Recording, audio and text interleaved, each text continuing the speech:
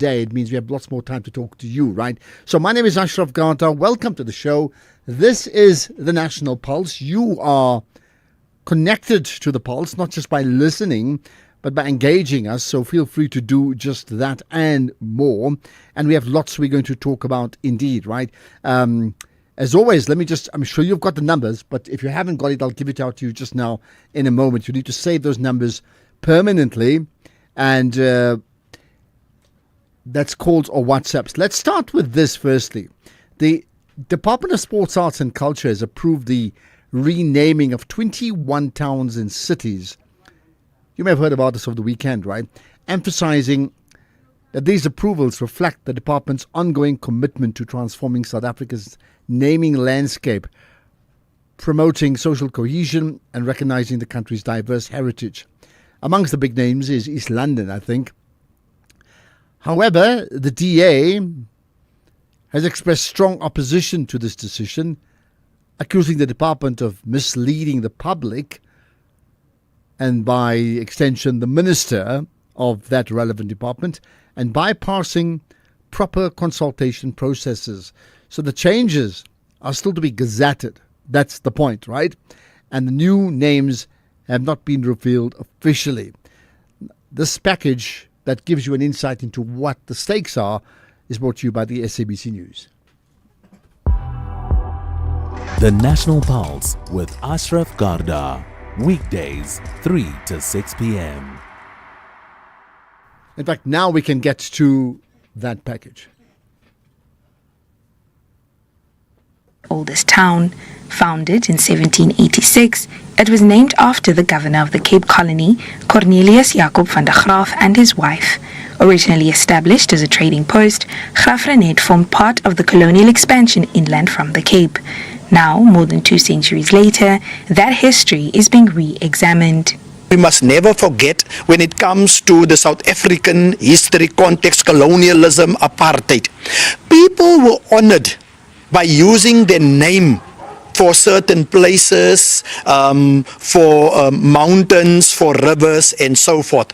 So they were honored by doing that. And you must remember that built in a name is also the victor versus the victim, the conqueror versus the conquered. You understand? So that is what is built within South African political, geographical things. You know, we must never forget we come from an apartheid era. Robert Mangaliso Sobukwe, founder of Pan-Africanist Congress of Azania, was born here in 1924. For many, this name change to honor him represents an overdue correction of history. Robert Sobukwe has been a freedom fighter, has been a hero. There are some other places and streets in the location that has been named after him. So I don't see any problem. I think it's a good thing, so that he can also be remembered as a person who fought for the freedom that we're enjoying. I'm delighted, especially we, the black community, that Graaff-Reinet now, or rather our town, is named after one of our own, the son of Graaff-Reinet, Robert Mangaliso Sobukwe. So the change, the kind of change that it is going to come up with is that people will start to identify with the name, because it is named, as I've said already, after one of our own. We will start knowing ourselves that we belong to this town, because there's a perception, especially amongst the white community, that we blacks do not belong to this town. Not everybody is aware of the coming changes, whilst many were not willing to air their views. We're not against Robert Sobukwe, but we are not a Xhosa community. The majority of people here are Afrikaans speaking, and we have our culture, and we don't agree that the government can decide for the whole country what the culture of that area should be. The renaming follows a formal process guided by the South African Geographical Names Council. Go to the people and have public participation, which means we must go inform the people about someone that have applied through an application form to change a name. So then we call the stakeholders together of that particular area, inform them to go inform their constituency. After they inform their constituency, we have a meeting with the broader community or municipality that are affected by that name change. For the Sobukwe family, the announcement is savored as long overdue recognition. That process, and we hold high hopes of, the confirmation of everything. And it has been an honor, to finally have him recognized and, the name changed, to bring him into the light again, because he has been silenced, not only by the previous rulers, but our current ones as well. The 21 proposed name changes are yet to be gazetted and will only be revealed at that stage. Once gazetted, they will be subject to public comment before the changes are legally effected. Sisipho Ncumbe, SABC News, Graf Renet. Right, there we are. And there's lots to consider around that. I mean, it's an oft-repeated debate, isn't it, between understanding the need to transform and to have names that reflect the people of a country or a community or a region versus the oft-repeated opposition about the familiarity of a name and how important that name that we are familiar with, so East London comes to mind, with the community and from a marketing point of view. When you are marketing provincially, but also when you're marketing internationally. So, for example, I mentioned East London. The best known recent example would be Port Elizabeth, or PE as we all knew it, named after the Queen Elizabeth, and then renamed to Gqeberha. And what do you make of that? The critics have always said some of the names are unpronounceable. They could be fine within local communities who speak that language, but outside of that, you just lose them. That may well have been the case with places like Bombay, which became Mumbai, and Peking, which became Beijing, yes, it did, of course, right? And amongst the more famous ones besides those, New Amsterdam, which a long time ago became New York. There could be many other examples. Those are around the world. There are others in our country as well. Right, if you want to connect and just add your thoughts on that, feel free to do so. In terms of how do we get that balance right?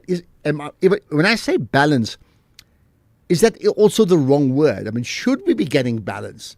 Or should the national transformation agenda be such, right, that it really doesn't matter what I think or you think about whether the name sounds good, whether the brand is good, whether it has resonance with a marketing point of view? You just go ahead and do it because that name is far more important to the community at that time. Insofar as if we go back to Port Elizabeth and East London, that is a relic of another long era that honoured the Queen of another country, a Queen that many of us have debates about in terms of their influence in our country. So I wonder where you stand on that in terms of is it a case of full scale ahead, go transformation no matter what, or use your common sense on this issue? And then linked to that is the marketability of it all and what is consensus? Because I think that's the DA example, by the way. When they talk of consensus, they are talking about reaching out and what is sufficient consensus. Normally, the best consensus would be it would be an election, but that's clearly not the case, isn't it? Do you need a referendum, for example? There's comments, by the way. I'll read the details just now, but Trevor Noah said something at the Grammys last night, the same Grammys that Tyler won a second Grammy, and he referred to things like Donald Trump and spoke about his backside, and Trump has hit back and saying, get ready. My lawyers are going to be after you soon. Here's some comment about that. Ashraf, good afternoon, man. Flores from the beautiful Winelands. Ashraf, is this a joke? A Trevor Noah joke? Donald Trump threatens to sue Trevor Noah. Man, this will be the battle of the jokesters. I can't wait to see this. Yeah, man, it would be a You can't shame wait to see that. if But here's Noah another gets sued renaming, by and someone reminded me this of the renaming of the tycoon. stadium.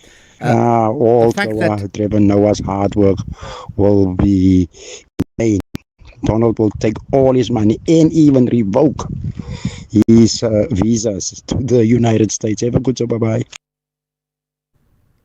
In fact, let me play that again. Sorry, we just lost some sound there in that moment. Let me just replay it regarding Trevor Noah. Ashraf, good afternoon, man. Flores from the beautiful Winelands. Ashraf, is this a joke? A Trevor Noah joke? Donald Trump threatens to sue Trevor Noah. Man, this will be the battle of the jokesters. I can't wait to see this.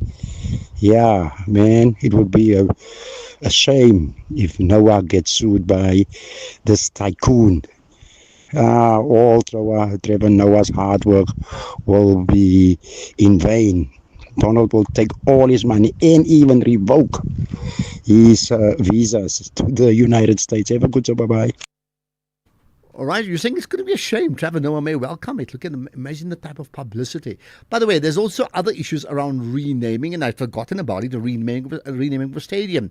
And in terms of that, what's it called? The Orlando Amstel Arena. What it does drop, it's got the name Orlando in it, but it does drop the immense historical significance of what is called the Orlando Stadium, right? Okay, before we get to that, here's another. I want to play that in a moment. Solomon in Limpopo, go for it. Thank you very much, Ashra. Happy New Year, since we've been talking together in 2025. Well, in February, I'll take it. Thank you. Ashra, the president has spoken about the national dialogue. We have made a preparation and everything. We did send a letter to the office of the premier on the 9th of January. Up to now, we're not hearing anything. And Ashra could assist and says people are waiting. We have to meet on the 6th. This one, the 6th. Apathy voting. We started by that. Why? So you're referring to the national dialogue. You're saying it's very, very silent. Is that what you're saying? I know there was a whole list of people, not the original names in August, I think it was, that were part of like the eminent persons group. Then there was a whole lot of names, maybe 100 people that were named that's going to do the real work. And that was sort of named around December early, got maybe mixed up in the holiday period. But the real work, yeah, we're not aware of it. Is that what you're complaining about? Like, where is it? Yeah.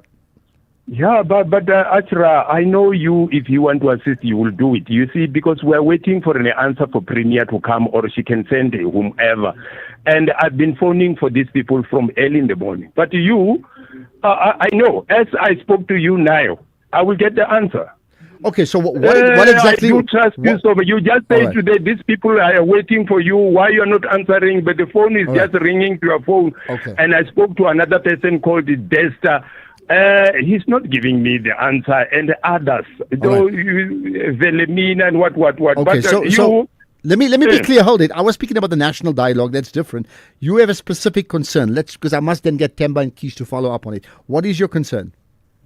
My concern is that they should answer that the Premier Popira Matuba, she's that coming. If she's not coming, she have to send, because the date and the invitation they've been given, we have to. This Friday, we need to meet with whomever if she's not coming, Popira Matuba, our Premier. Okay, got that. Okay, I heard incorrectly earlier on, right? So, guys, I've got Temba and Keys listening in, and hopefully they're going to follow that story up. Solomon, thank you for that.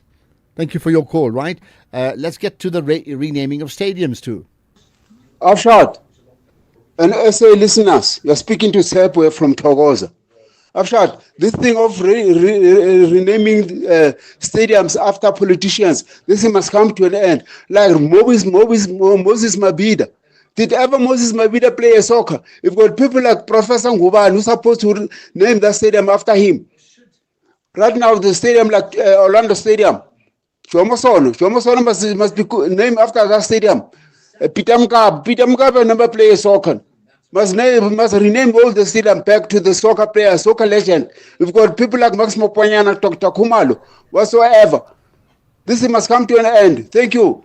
Well, you know what I always wondered about that. How did that stadium in Nelspruit, right, get named Peter Mokaba Stadium? And because he was, he was part of the youth league at that time, right? And then of course he had an untimely passing away. Why? Your point may be valid, but let me throw it open to others to say: should stadiums, sports stadiums, So we got the naming of towns. That's one conversation. The other is the naming of sports stadiums. Should they be named after politicians? Having said that, there's also a sense the Nelson Mandela Stadium in PE, Mandela Bay, I mean, that's named after a politician who's passed on. And I know, looking at the AFCON in Morocco, I'm almost certain the top 2-3 stadiums are all named after the political or the monarchy leadership of that country. I'm not saying it's right. I'm saying that clearly has happened. I wonder what your take would that be on that. Right, let's get another call. Mastermind in Mpumalanga. Hello.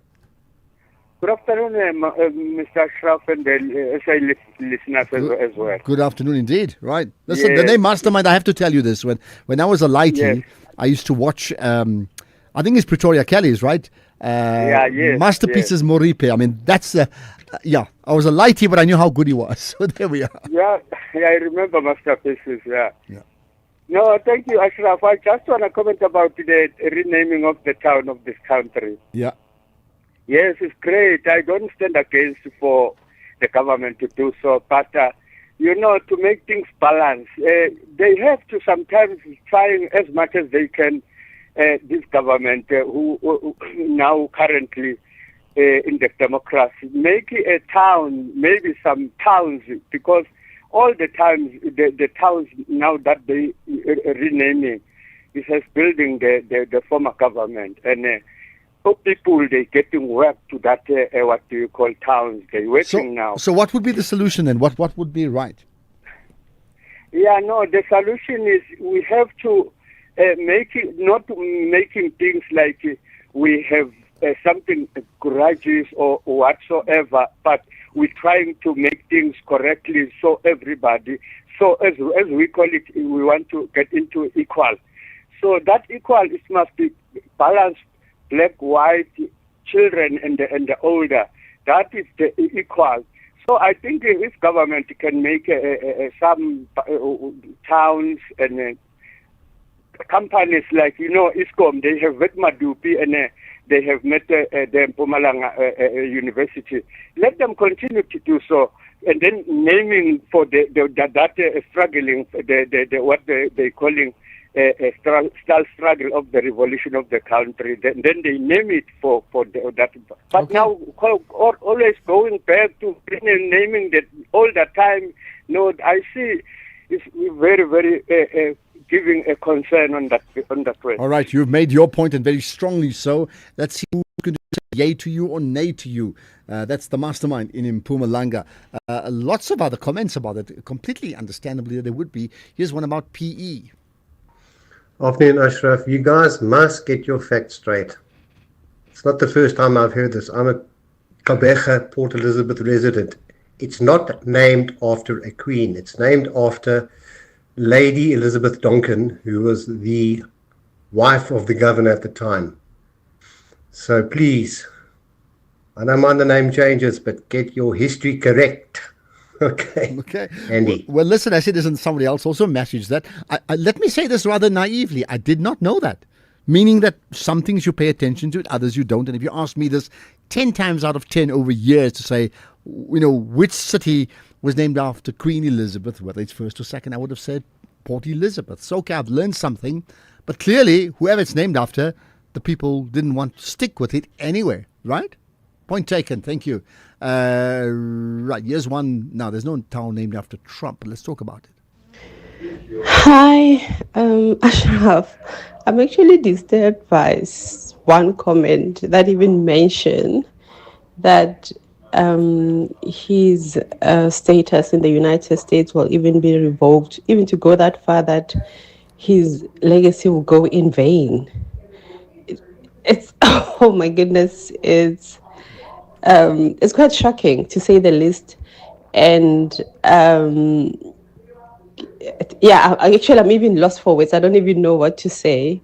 But let's see what's going to unfold. And I don't even know why it's making the headlines, because at this moment there's so much hate in this world, and I guess we just have to pray for sanity and kindness to prevail.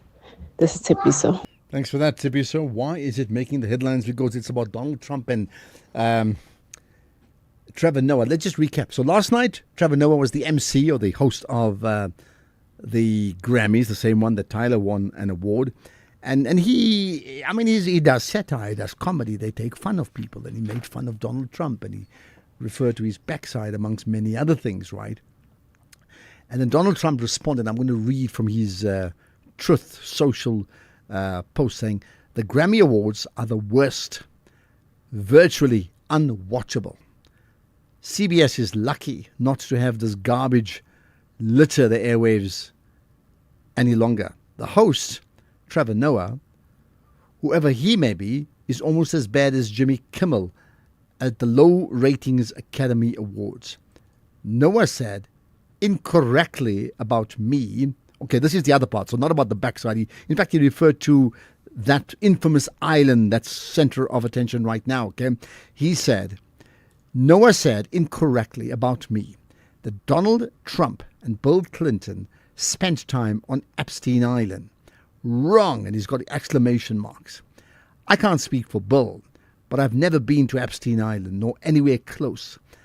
And until tonight's false and defamatory statement, have never been accused of being there, not even by the fake news media. Noah, a total loser, better get his facts straight and get them straight fast. It looks like I'll be sending my lawyers to sue this poor, pathetic, talentless dope of an MC and suing him for plenty dollars. Ask little George Slopodopoulos and others how that all worked out. Also ask CBS. Get ready, Noah. I'm going to have fun with you. President DJT. Donald George John Trump. There we are. Okay. There's more about the names. Afternoon, Asha. Es lekker. Huh? So book a year in South Africa. Port Elizabeth there. It's America. Danko. Okay, got that. Your point is made. It's lekker. Sabuke. Afternoon, Asha. Let's do that. Sorry, here's one on Ramaphosa. Good afternoon, Mr. Ashraf Mbongo, Sundisa Mbuyisa here. Mr. Ashraf, when on earth will South Africa stop acting as if it's America, like they've got everything? Yeah, they keep running to IMF to borrow money, but at the same time, they are dishing money out to foreigners, like these permanent residents, people and the refugees. Why are they getting COVID? This Ramaphosa 370 grant. I think that thing should be abolished. Then they should start like a basic income grant only for South Africans. And to be honest, not being xenophobic or what, but then you cannot get grant in Zimbabwe or Mozambique or Zambia or Nigeria. That's a belief, man. Can they save the money of this country and stop acting like Mother Teresa, whereas they can't afford? Okay, how does Mother Teresa act? Just remind us. Afresh, look, man. You see this thing of naming townships and provinces is very problematic. You look at the word Eguruleni, for instance. I am staying there. I grew up here. But we have never been consulted in terms of this name.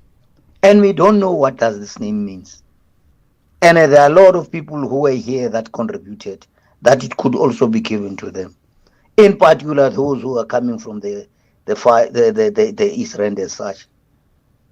I think some of the leaders that are there, man, they're just there not to lead, but to confuse the people. I'm very, very, very concerned about this, But what should we do? Because myself, I always say I'm from the East Rand. That's 500 in the group. Is it just easier to say I'm from the East Rand, not a Kuraleni? Got that, right? Okay, let's get the news headlines. It's 3:30. Here's Ondela. Thank you, Ashraf. On the news headlines, businessman Solomon Karim is set to take the Madlang Commission to court tomorrow in an urgent bid to stop the commission from subpoenaing him to appear before it. In the papers filed before the Gauteng High Court in Johannesburg, Karim urgently seeks the interdict against the commission pending Part B of his application. Johannesburg Emergency Management Services have refuted reports of a building collapse after an explosion in Doornfontein in the Johannesburg CBD, and the disciplinary hearing into the conduct of the suspended CEO of the Government Pensions Administration Agency, Kidibone Madiehe, has been scheduled to start today. A full update follows at the top of the hour. SAFM, guiding you through the rush hour traffic. Good afternoon. Starting off in Gauteng, the M2 westbound in Crown has delays towards Main Reef Road, and the N14 southbound in Centurion has a crash reported after Eupheus Road. In KZN, a stationary vehicle on the N3 southbound at the N2 and a stationary vehicle on the N2 northbound after Kwamashu interchange. In Cape Town, Victoria Road slow moving through Woodstock and Main Road southbound slow moving through Cork Bay. With your traffic update, I'm Irma G. This is SAFM Sports with Tuming Khapele. Chumi, here's the big question. Will we or won't we? You better tell me. I'm confused. Trust me, that is the big question. A very good afternoon to you, Ashraf, and our listeners. Well, we start things off with football, where there's uncertainty about the future of the 2026 Women's Africa Cup of Nations, on whether South Africa could step in to host the tournament at short notice. There's different statements from Deputy Sports Minister Peace Mabe and the Department of Sports, Arts and Culture, and Minister Gayton McKenzie. Just last night, this is what Deputy Minister Mabe said to SABC Sport.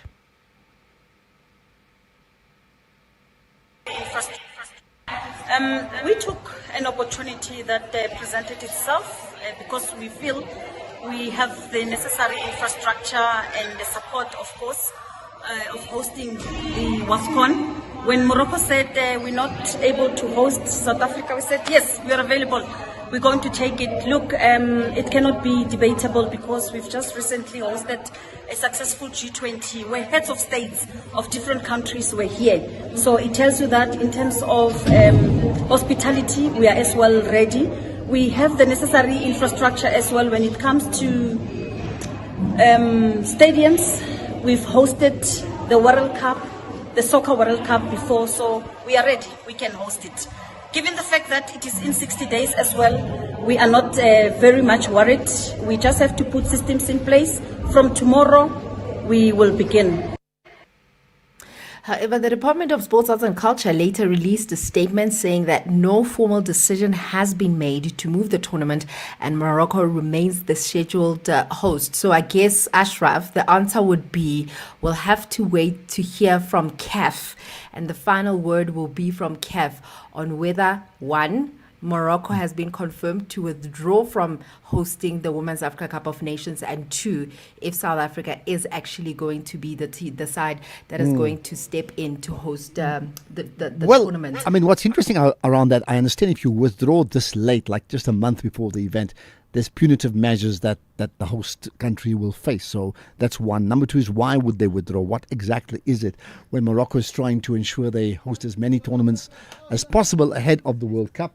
Number three, and this is probably the most interesting one for now, is you have the minister and the deputy minister contradicting themselves in our country. Very crazy. I guess we'll just have to wait and see as it develops what the end of the story is going to be. However, in the meantime, Hollywood Bets Super League Player of the Season, Leandra Smeda, says that she's delighted that her hard work has finally paid off. The TS Galaxy striker was among the big winners at the 2025 Hollywood Bets Super League Awards ceremony that was held in Johannesburg last night, and also claimed the top goal scorer award after finishing the season with 22 goals. And Smeda says that the accolades have motivated her to maintain her good form heading into the new season. I'm very happy for receiving this award. I'm excited to be awarded Player of the Season. It shows that the hard work throughout the season has paid off, and it's also motivating me to put in the work for the new season. Hopefully I can retain the title, but we'll see. But I also want to give a shout out to my teammates for all the support, and it's only through them that I could have achieved this.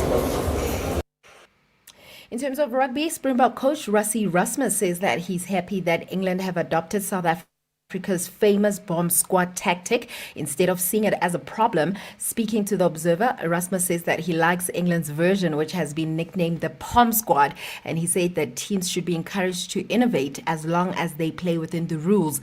Now, England are on an 11-match winning streak and will face South Africa in a major Nations Championship match on the 4th of July. And Erasmus says that England's use of impact players off the bench shows how tactics in rugby continue to evolve. In terms of basketball, LeBron James has extended his record streak of NBA All-Star selections to 22 consecutive years. The Los Angeles Lakers star was named among the reserves for the 15th of February showcase in California, and James already holds the All-Star records for the most appearances and most points scored. Although not chosen as a starter this season, coaches selected him as a reserve, and Commissioner Adam Silver will make any additional picks if injury replacements are needed. Anything's off with golf. Justin Rose stormed to his 13th US PGA Tour title with a record-breaking victory at the Farmers Insurance Open. The 45-year-old fired a final round 70 to finish 7 shots clear, becoming the oldest winner in the event's history. Rose set a new 72-hole record and dedicated the win to his longtime caddy, Mark Fletcher, who missed his 2019 win at the same venue. On that note, it is a wrap from my side for now. I'll have more in the next hour. And maybe we'll just have an announcement as to who's going to be hosting the women's WAFCON, Women's African Cup of Nations tournament. Thanks for that. To me, more sport in an hour. With the ever-changing financial landscape, it can be difficult to make sense of all the moves at times. Join me, Jimmy Moyaha, on the SAFM Market Update with MoneyWeb, Mondays to Thursdays, 6 to 7 p.m, as we break down the key market trends, top financial stories, and smart investment insights, all in one place. It's everything you need to stay financially informed and ahead of the curve. You're listening to the National Pulse. Right, lots of comments. Listen, keep them going. In terms of the Donald Trump Trevor Noah story. You heard Trevor Noah's accusations about Trump being on Epstein Island, and he wants to take him to court on that one there. Number 2, by the way, early end today to the Madlanga Commission. Now we know that one of the witnesses for tomorrow would be Suli Karim, or Suleiman Karim, right?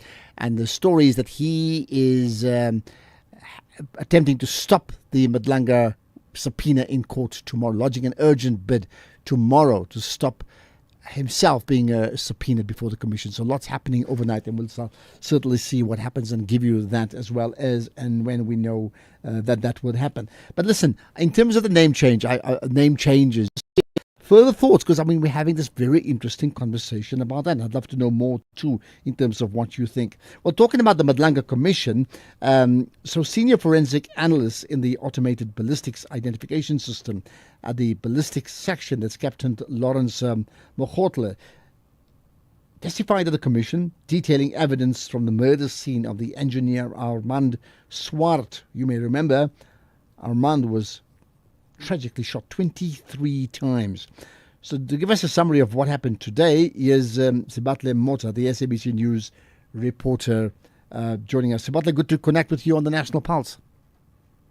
Good afternoon to you, Ashraf, and good afternoon to the listeners, and thank you so much for having me. Thank you. So early end today. First, let's start with that. Why the early end?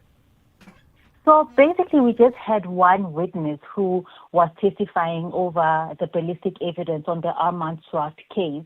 And if you remember last week, we were supposed to get a witness, a new witness today who would have testified until Tuesday, but that was a no success, as this witness will only return tomorrow. So I think what the commission actually did try to do is just fit in another witness whose evidence, a witness testimony would be crucial to some of the investigations that are being, investigated by the Madlanga Commission. And this was a Captain Lawrence Mogotle, who was a ballistic expert who was called onto the Armand Swart scene in 2024 of April.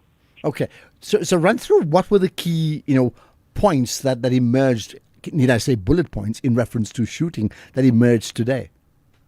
Yes, so Ashraf, I just want to take the listeners back just a bit, where witness B, who had presented her evidence before the commission in partial camera, had actually alluded to a ballistic expert whose report had various or numerous errors in them, and they wanted him to correct some of these errors, because should they fail to correct these errors, then it means that the people who are arrested for Armand Swart's case would walk free, and subsequently the prosecutors would drop the case. So this is the captain who came through today, Captain Mahwetle, who then gave his side of the story and about these errors, and he did admit that yes, his report or his ballistic report did have various errors, but it was not intentional to actually sabotage, the case relating to the Armand Swart murder case, as we know, where Katiso Katie Molefe has also been linked to that particular murder case.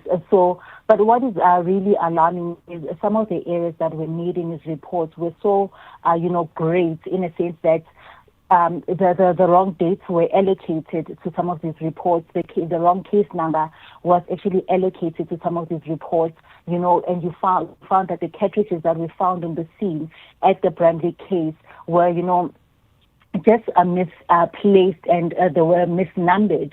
So this obviously has an impact on the outcomes of the case. But he does say it was not deliberate because, as we understand, the SAPS has issues when it comes to resources, where they have limited resources. And in most instances, as an expert, he's the one that is normally tasked with writing out and typing out his own reports, which will subject him to many errors. I mean, he even used the phrases as to say, in SAPS and in this ballistic departments, we are normally subjected to quantity over quality. And that also speaks into the challenges that the SAPS has actually encountered, but also this has a far-reaching impact on the cases that the SAPS is working at. And ultimately, we are seeing certain cases where suspects are walking free because of this backlog and sometimes because of the lack of resources within the SAPS. Okay. Anything else that emerged today that you wish to share?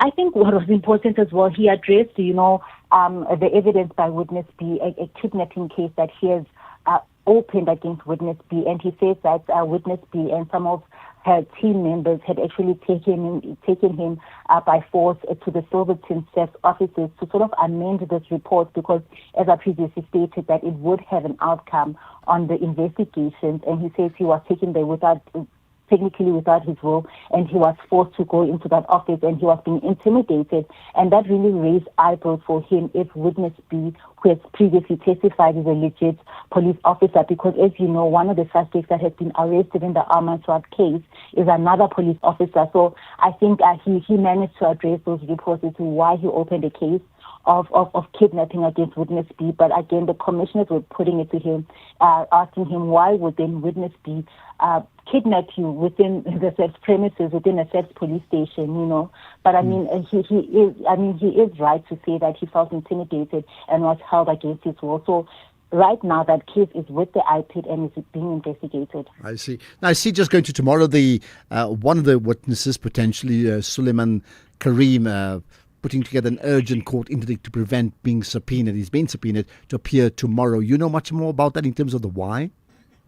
So what I do know about the next witness that has coming to the Madlanga Commission tomorrow is only this witness who, witnesses have testified before the Madlanga Commission that he carried a white paper bag out of Katiso Katie Molefe's house.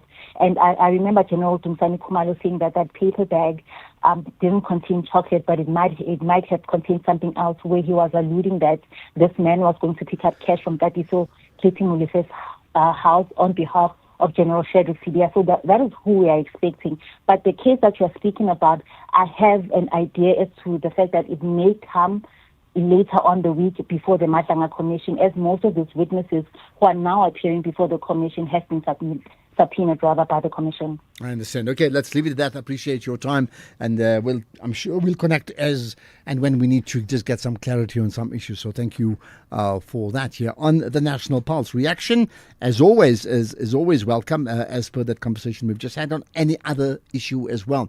Now, one of the things that's come out, we're going to talk about it just now, is, AI, artificial intelligence, and the governance around it, goodness man, we just have to know what to do, don't we? We'll talk about that shortly.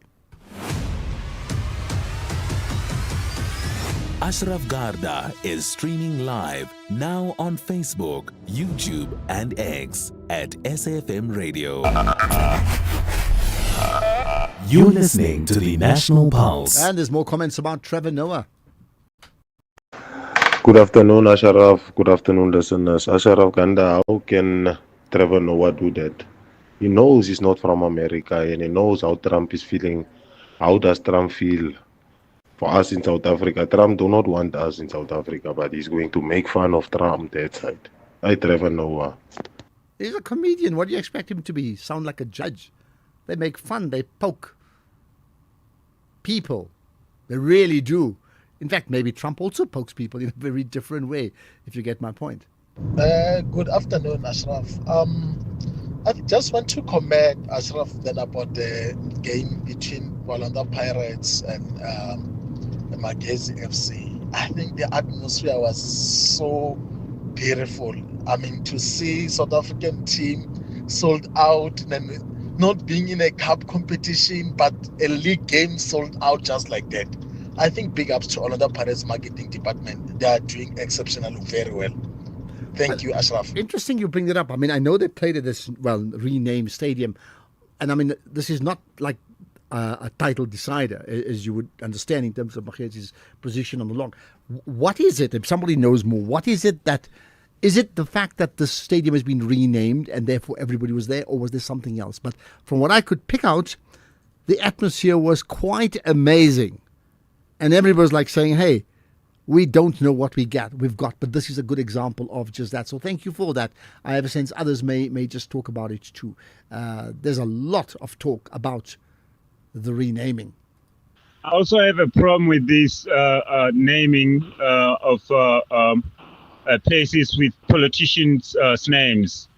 It seems to be giving politicians too much entitlement because of their families ends up behaving like they own this land.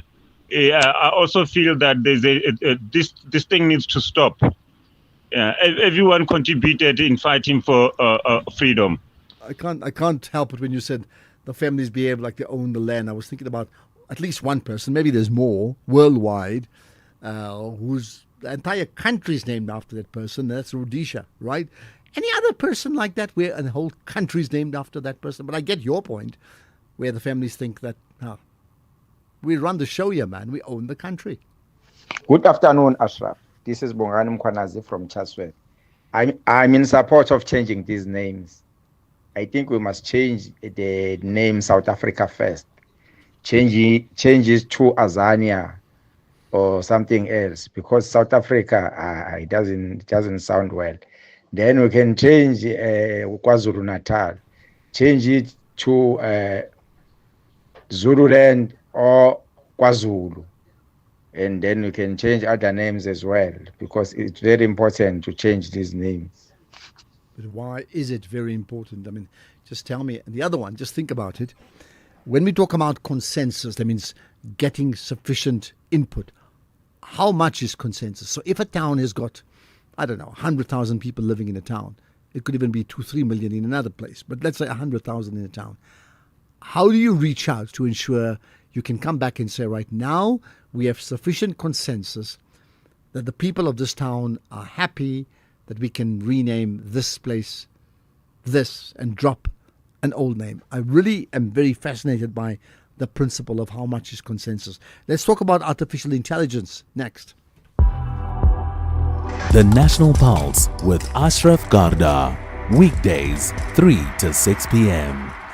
I tell you what, lately I have been so reluctant, well, before too, but even more so now, with regard to sharing things on social media without making absolutely certain about it, because the advent of artificial intelligence, amongst the many things it does, it puts people into positions where they're not even there. I'm just thinking about, in fact, right now, Zoran Mamdani is one example. They've got pictures of him with a very topic around the Epstein story, and as if he was there, but he wasn't. So people are able to use the technological advances of the world to do things and produce content that seemingly is as authentic as you would ever believe, and yet it's not. And then, of course, many of us don't double check that. Why that's all topical is the issue of the governance around artificial intelligence. I mean, what's the position regarding our country? So let's talk about that. With me is Naz Ibrahim, who's an AI ethics and policy specialist. Naz, appreciate you connecting with us on the National Pulse. Thank you, Ashraf. It's always a pleasure to talk to you. So much. Thank you. Right. So first of all, when you talk about an AI ethics specialist, right, would that be AI ethics in South Africa, around the world? And if so, as you answer yes, I would assume, how big is the ethics lobby around AI in the world? Ethics started becoming a point of discussion as far back as 2015, when the OpenAI guys and the like all gathered in Silicon Valley, part of the elite of the valley, as they call it, and started voicing their concerns. Chief among them was Elon Musk, when he started seeing the evolution of OpenAI under Sam Altman coming around. Ethics in that component started just being a warning sound or an alarm from one billionaire to the next, talking about, from their perspective, whether it would harm humans to come in the future. So that was the first instance. As we got into 2018, Kay Firth Butterfield, head of machine learning in the World Economic Forum at the time, would then be the world's first chief ethics officer, AI ethics officer. And so it's progressed into a full-scale opportunity, job opportunity, a way of work, and a transition for many individuals who come from diverse backgrounds. They may come from the humanities, engineering, science, healthcare, education. But these diverse points of view are exactly what are informing the body of knowledge or this new world of work where you refer to AI ethics. But what is it really? And I think this is a point of conversation, Ashraf, that needs to happen at a national dialogue level, at a national pulse level. It really needs to be something that's talked about. Okay, well, I mean, if we reduce you to South Africa, for example, now, so is there there's ethics around everything, around governance, about 50 other things, from accounting practices to how you bank and how you withdraw, all that sort of thing. Is there a governing body around AI ethics in terms of what's acceptable and not in our country? I'm glad that you asked that question. We have to look at it in a few ways. If you talk about a governing body per se, it's the idea that there is a central unit that's tasked with looking out at whether these systems are fit for purpose. They're going through a rigorous testing of these systems. They're questioning where the data comes from to train these systems. And there is a periodic investigation into whether it causes harm against its end users, which is us, the humans, and what kind of environmental impact it may have. Now, what we have just given you is an overview of what a central governing body might be looking for when they're looking at AI systems as a whole. And I want our listeners, who are the responsible digital citizenry, we are all part of a digital citizenry, to understand this. But in the South African context, Ashraf, to bring it back home, we have the information regulator. We have different components at a regional governmental level, but also at a national level, where pockets of policy that are, you can think about them in terms of a set of guidelines, are being produced in order to offer some coherence to this madness that we currently feel we are in. We've got people using the tools, we've got people producing them within the frameworks of what the global tech organizations have given us. That is, they've given us the foundational basis. All of these really incredible tools. They've brought data centers to the country. They've brought incubators for training. They've also introduced, like Google has done as an example with the Global Center for AI Governance, introduced a new training program. I think the closing date is now sometime in February for people to apply for, where you learn the different facets of policy making in AI. And by them investing in this way, that's the facet that we are seeing as South Africans. But as a central governing body, no. We have the information regulator from a data privacy and integrity point of view. We've got a draft national AI plan that's sitting with the Department of Communications and Digital Technologies.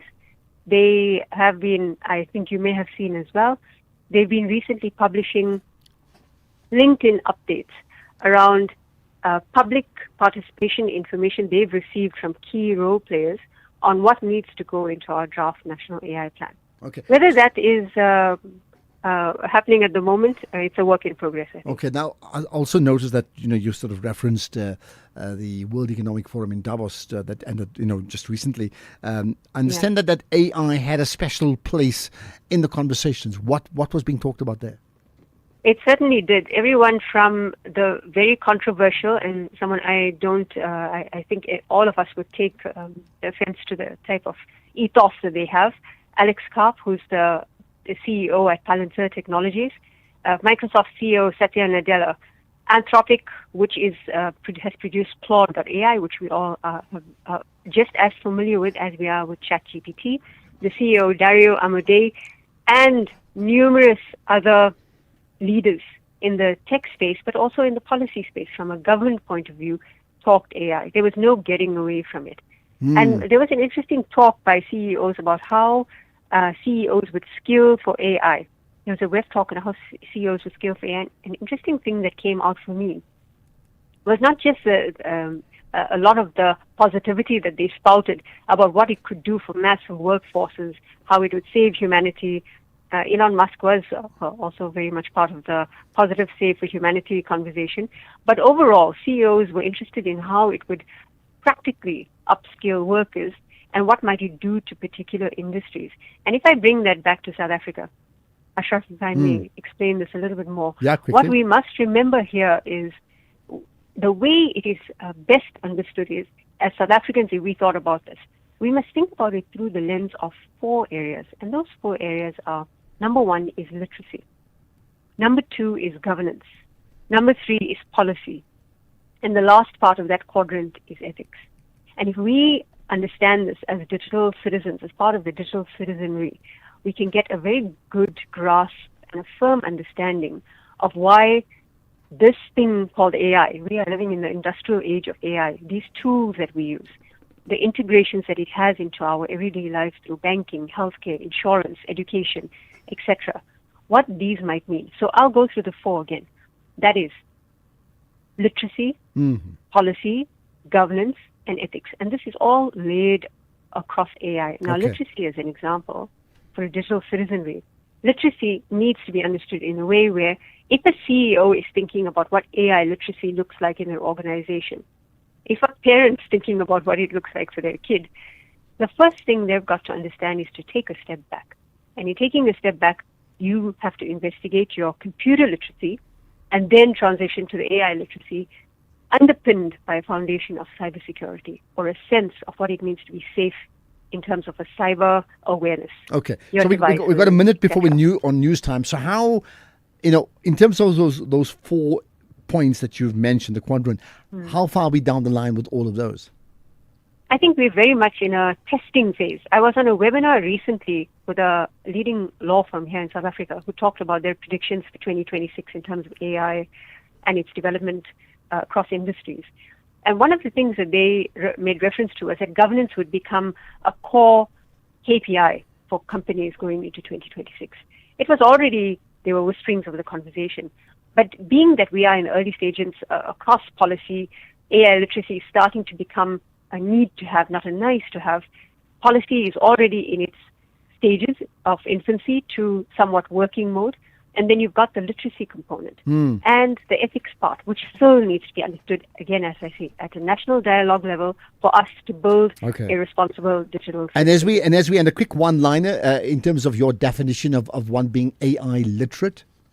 AI literacy is to ensure that these tools that you are using come from a strong foundational sense of what it means for you to sign away your data and your identity. Do you know what you are signing in using these tools?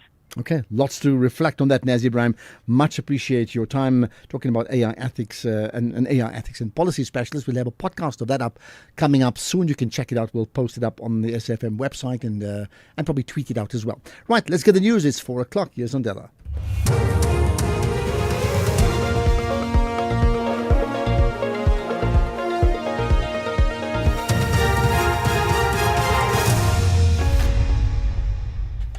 Thank you, Ashraf. On the top stories, Karim to take the Madlanga Commission to court, and Joburg EMS refutes reports of building collapse in Doornfontein. For SFM News, I'm Mondelambana, and a very good afternoon.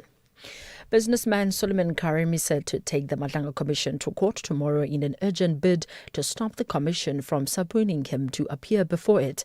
In papers filed before the Gauteng High Court in Johannesburg, Karim urgently seeks the interdict against the commission pending Part B of his application. It seeks to review and set aside the decision of the commission to deem him a witness on the basis that he is an implicated person until the Commission complies with what he describes as principle of natural justice to protect the right afforded to him. Karim was implicated in testimony relating to alleged cartel member Vusimuzi Ket Matlala. It accuses Karim of leaking sensitive SAPS information to Matlala. Karim was also accused of using his political influence to assist Matlala. The Madlanga Commission will be opposing the application. Ballistic expert Captain Lawrence Mahotle has accused an investigating officer in the Armand Swart murder case of kidnapping. In his testimony before the Madlanga Commission, the officer earlier testified before the Commission as Witness B. Mahotle says Witness B wanted him to make a correction on the Swart forensic report. Witness B previously testified that Mahotle's report on Swart's murder had many errors which had the potential of delaying prosecution. Mahotle, whose evidence was led by Advocate Teboho Musigidi, told the Commission that he was kidnapped at the SAPS Silverton premises in Tshwane. But looking into the sequence and how I felt about the incident that night, there is only one organization that I can run to. It's SAPS. And SAPS will follow like any other citizens of the country. Will open a case and send it for the decision. But at all material times, you were kidnapped at SAPS premises. But anyway, that's just a comment. Johannesburg Emergency Management Services have refuted reports of a building collapse after an explosion in Doornfontein in the Johannesburg CBD. According to the EMS, a transformer exploded in a small storage room, leading to the collapse of adjoining boundary wall. 4 people were injured in the incident and have been admitted to a nearby hospital. EMS spokesperson Robert Mulowatsi.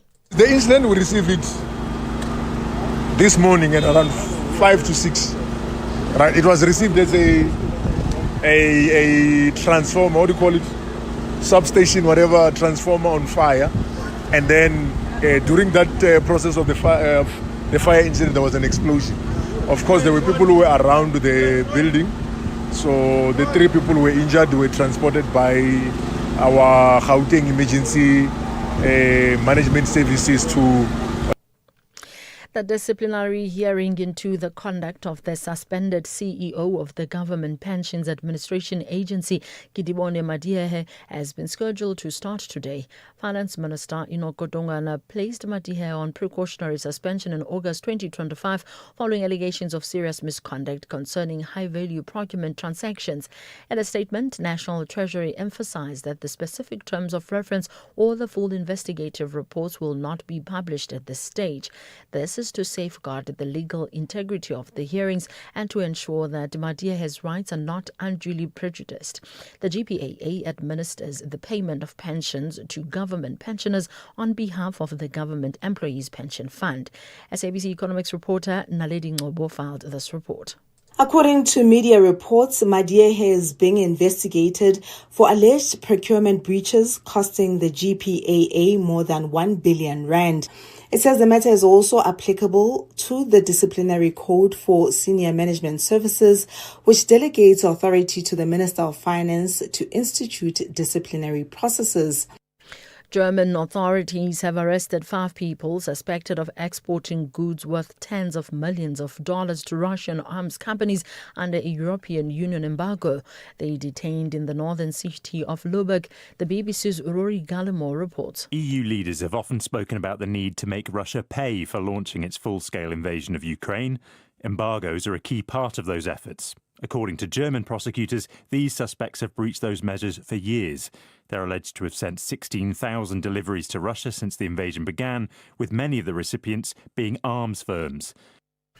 Recapping the top story, businessman Solomon Karim is set to take the Madlanga Commission to court tomorrow in an urgent bid to stop the commission from subpoenaing him to appear before it. I'm on the Lambano for SFM News Alliance at 4:30. In sports, the Sauer hand-backed Stellenbosch project, despite Sierra Buloi's defeat, and Makram warns not to overthink World Cup as Proteas jet to India. More details at 4:30. SAFM, guiding you through the rush hour traffic.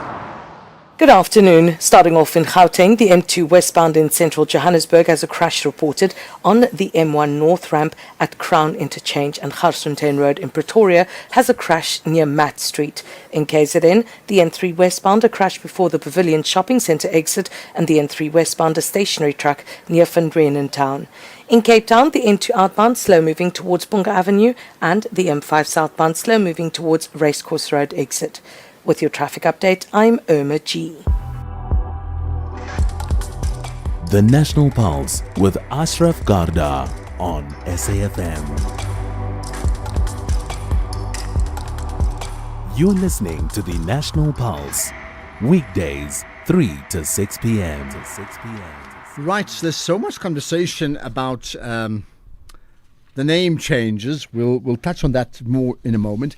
That conversation about artificial intelligence with Nazi Bram also quite significant. I wonder where you stand on that in terms of the need for literacy, but the need for for governance, for ethics, and the rules, right? That you play that game. For example, feel free to comment, because I think a key operative word for 2026 on the show has got to be react. What's your reaction? Now, as far as the name changes go, we've reached out to the department. Relevant in terms of Gayton McKenzie's department and the minister himself, in the hope that we may well talk to him later on. But from a DA perspective, they have commented or reacted, and they've rejected the move about all these name changes that we refer to specifically in the Eastern Cape region. And they claim that public consultations were not conducted. They've accused the Department of Sports, Arts and Culture of, and this is the key word here, misleading the public on the matter. Why are they misleading? What have they done?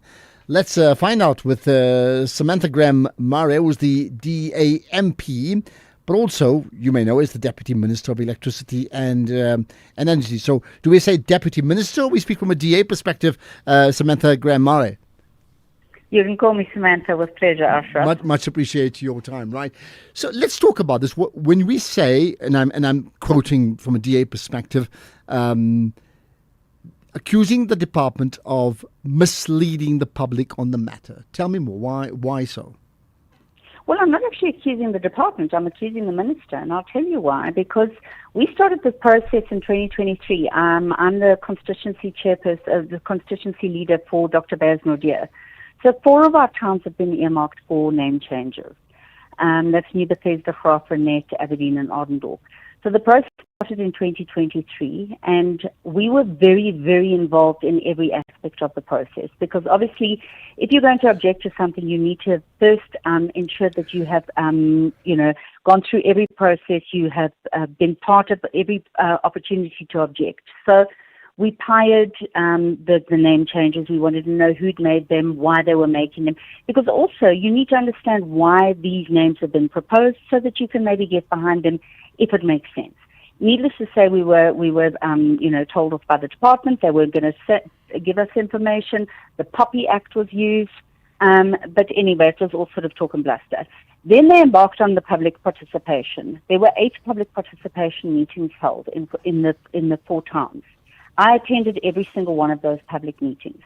There was only one meeting where there was some level of acceptance of the name change, and that was because it was for Robert Sobukwe's name, and it was the PAC who were in that meeting, and obviously he's the founding father of the PAC, so they would have been behind it. For the rest, there was absolutely no acceptance of it at all. We asked if we could vote on it. They refused to allow us to vote. And they just carried on. So eventually they then proposed these names. I then spoke to the minister, who was then Gayton McKenzie, and I said to him, please have a look at this. This process is very flawed. If you proceed with this, there is in all likelihood going to be a lawsuit because we can overturn this under review because of the lack of proper consultation. Because how does it make sense that you have public participation and then completely ignore what the people are requesting? You don't allow them to vote. How do you then gauge a level of acceptance or not if you haven't then asked people to indicate? So he then said to me, all right, well, leave it with me and let's see. In August, we were notified by one of the journalists who'd also been tracking it that the minister had declined the name changes. And then in December, I had requested the then DA Member of Parliament who was on that portfolio, who was Liam Jacobs, as we know, subsequently moved. But he put in a question for me, a written question to the minister, which was responded to in December 2024, which categorically stated that all 4 name changes for Dr. Beyers Naudé had been referred back to the department, to the Eastern Cape Geographical Names Committee, and that they were not being changed. That was the last we heard of it.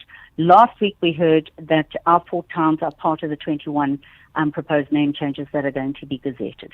So yes, the minister unequivocally stated that it wasn't going to happen and has now, revoked that statement. All right. Now, the oft-repeated response to many people listening in on a show like this, The National Pulse, is like, this DA are just anti-transformation. And that would be the basis that many would pick up on this conversation. How would you respond to that? We are not anti-transformation at all. At the end of the day, we're a participative democracy. In other words, public participation is the cornerstone of our constitution. So how do you conduct public participation and then ignore what the people are saying? I'll give you an example. We went to New Bethesda. New Bethesda is a very poor, very small town in Dr. Beyers Naudé. The name means place of water. The proposed new name is Kwa Noheleni. This is not an isiXhosa town. It's an Afrikaans community. It's predominantly a colored community. So this is not a community that's opposed to transformation. They refused to accept, and if I tell you there wasn't a single person in that hall that supported the name change, how then do you ignore that? The problem with this process is that one person makes an application. It doesn't matter who they are. It doesn't matter where they live. They could live in another country. There's no stipulation to that. They make the application. They don't even have to justify it. Their names are kept secret so nobody can come after them or question them. And then the process starts, and irrespective of what happens between the start of the process and the end of the process, that name change happens. How is that a constitutional act in this country that requires participation? It's unacceptable. So for us, it's not about the actual name. Okay, you're looking at the principle at this point in time. We're looking at the principle and we're looking at the process. Okay. When you say public participation, what for you constitutes public participation? You made the point about voting. So, for example, if there's 300 people in a town hall and they did vote as per your proposal, and let's say 151 voted in support of a DA name that may have been thrown in, would that be called public participation? Because I would argue that even that's not enough. Look, at the end of the day, at least their voices have been heard and recorded. So we had public participation where we had these meetings. Everybody spoke. We were told, in fact, in one of those meetings, one of the officials said to the people in that meeting, it doesn't matter what you say. There's been massive objection to names all over the province, but those name changes have gone ahead anyway. Well, so can that happen? I mean, if there are objections, as per what you've said in the 4 areas or towns you mentioned, if there are objections and there's insufficient support, right? Even if the support comes across as arbitrary in a town hall, and I could still argue about the demerits of that, but even in that case, you're saying that a person, in this case, and help me if I'm wrong, would be the minister of the relevant department, which this case here, sport, arts and culture, can by decree decide to go ahead? Or have I read it incorrectly? Well, at the end of the day, that seems to be the way it goes. So ultimately, the decision. So effectively, what should have happened is after those public participation meetings that we had, where let me tell you, there was very little support in any of those. As I said, there was one meeting where there was a level of support because there was obviously a political reasoning behind the name change. But for example, there's one of the areas is called Ardendorp. Ardendorp was a town that was created on a farm, and that was then split into small or sort of small holdings. And it was named after the owner of the farm. His name was John Arden, and so it became Ardendorp. Ardendorp was actually deproclaimed as a town in the 70s, and is actually officially a suburb of Graaff-Reinet.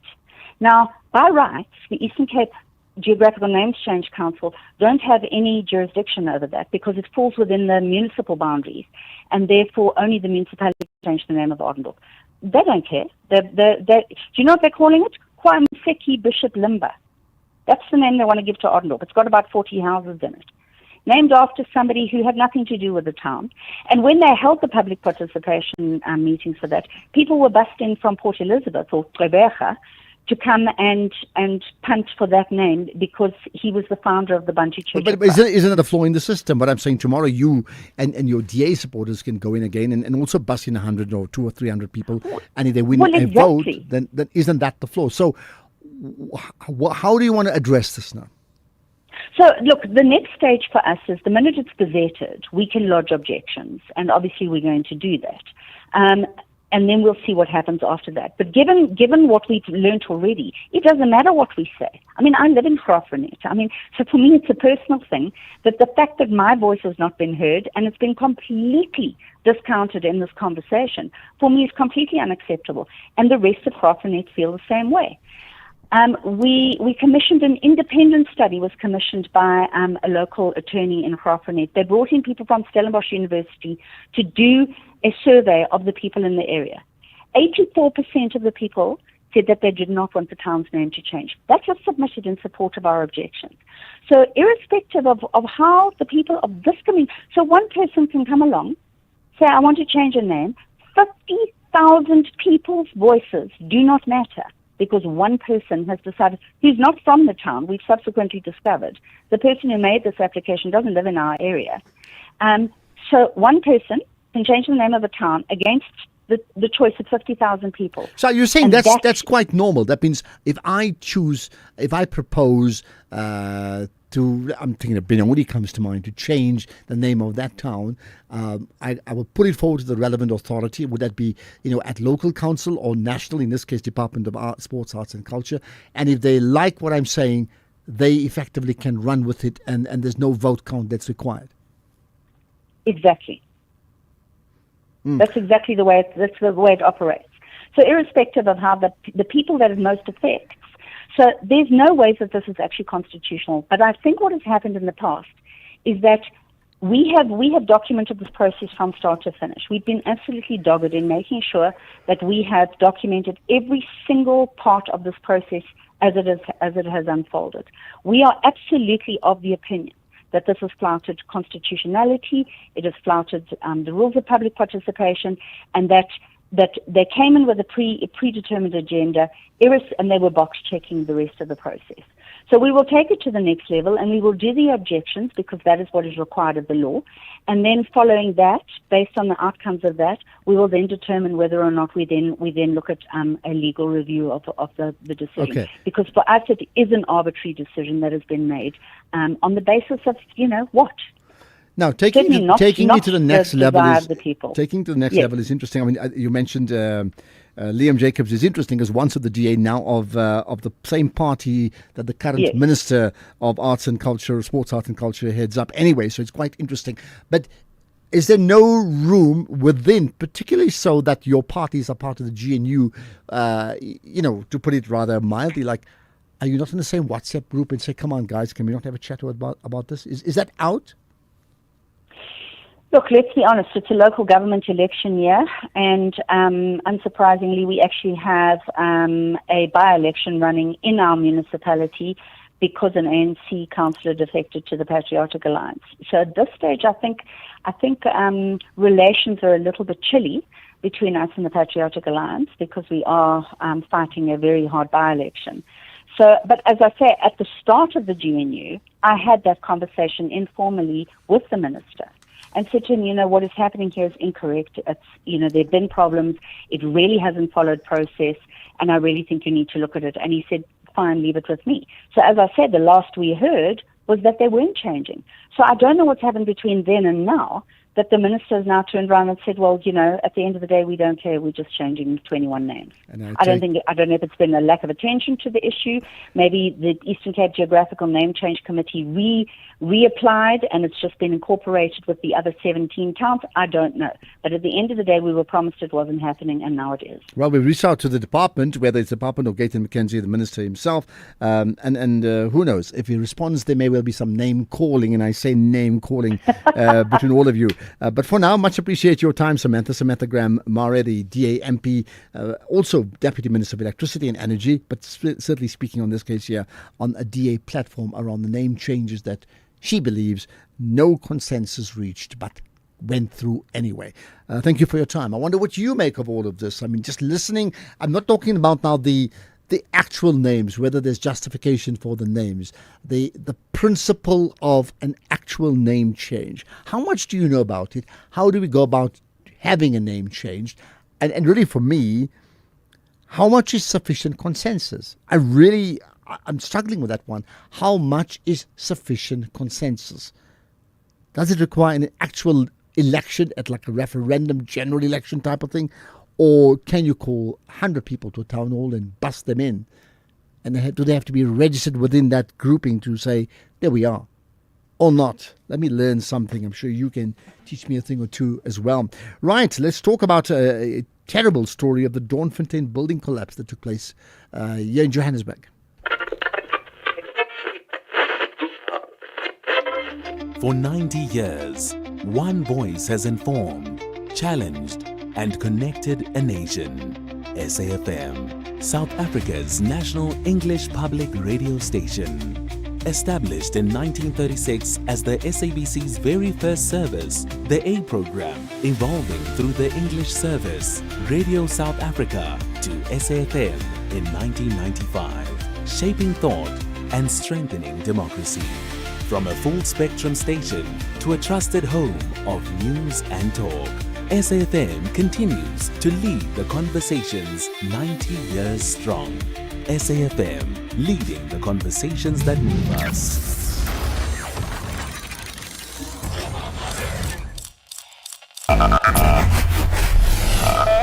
You're listening to the National Pulse. We're going to chat later on in the feature we call Winning to Caesar Gule, the St. John's pupil, who is now heading off to Harvard University after picking up 9 distinctions. In fact, we'll talk to Caesar, to Sazi rather. No, I've got it right, Caesar? Sazi, I've got 2 different names here. Caesar, I think is what it is, later on, right? Let's talk about this Doornfontein building collapse. So building collapse, well, first of all, Joburg had this crazy, frightening thunderstorm in the early hours of this morning, like 3 a.m.-ish, right? That's not related. Then you had news of a building collapse in Doornfontein, which is very close to the Alice Parks rugby stadium, is Doornfontein. And this is after, we understand, a transformer, that could be the cause. Let's find out exactly what's happened with Robert Mulaudzi, the Joburg EMS spokesperson. Appreciate your time, Robert. Thanks for joining us. Good afternoon and afternoon to the listeners. Thank you. First of all, let's start at the end. What's the state of this collapsed building?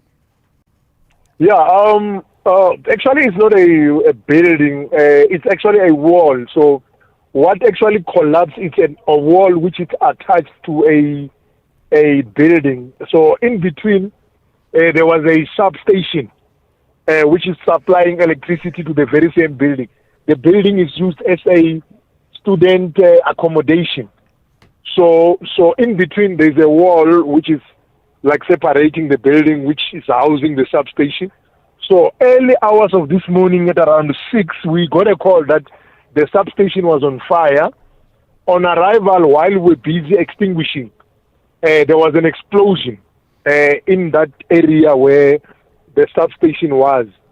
So, and then the wall collapsed, falling on top of that substation. So in the process, there were about 3 security officials who were around the building itself who sustained injuries.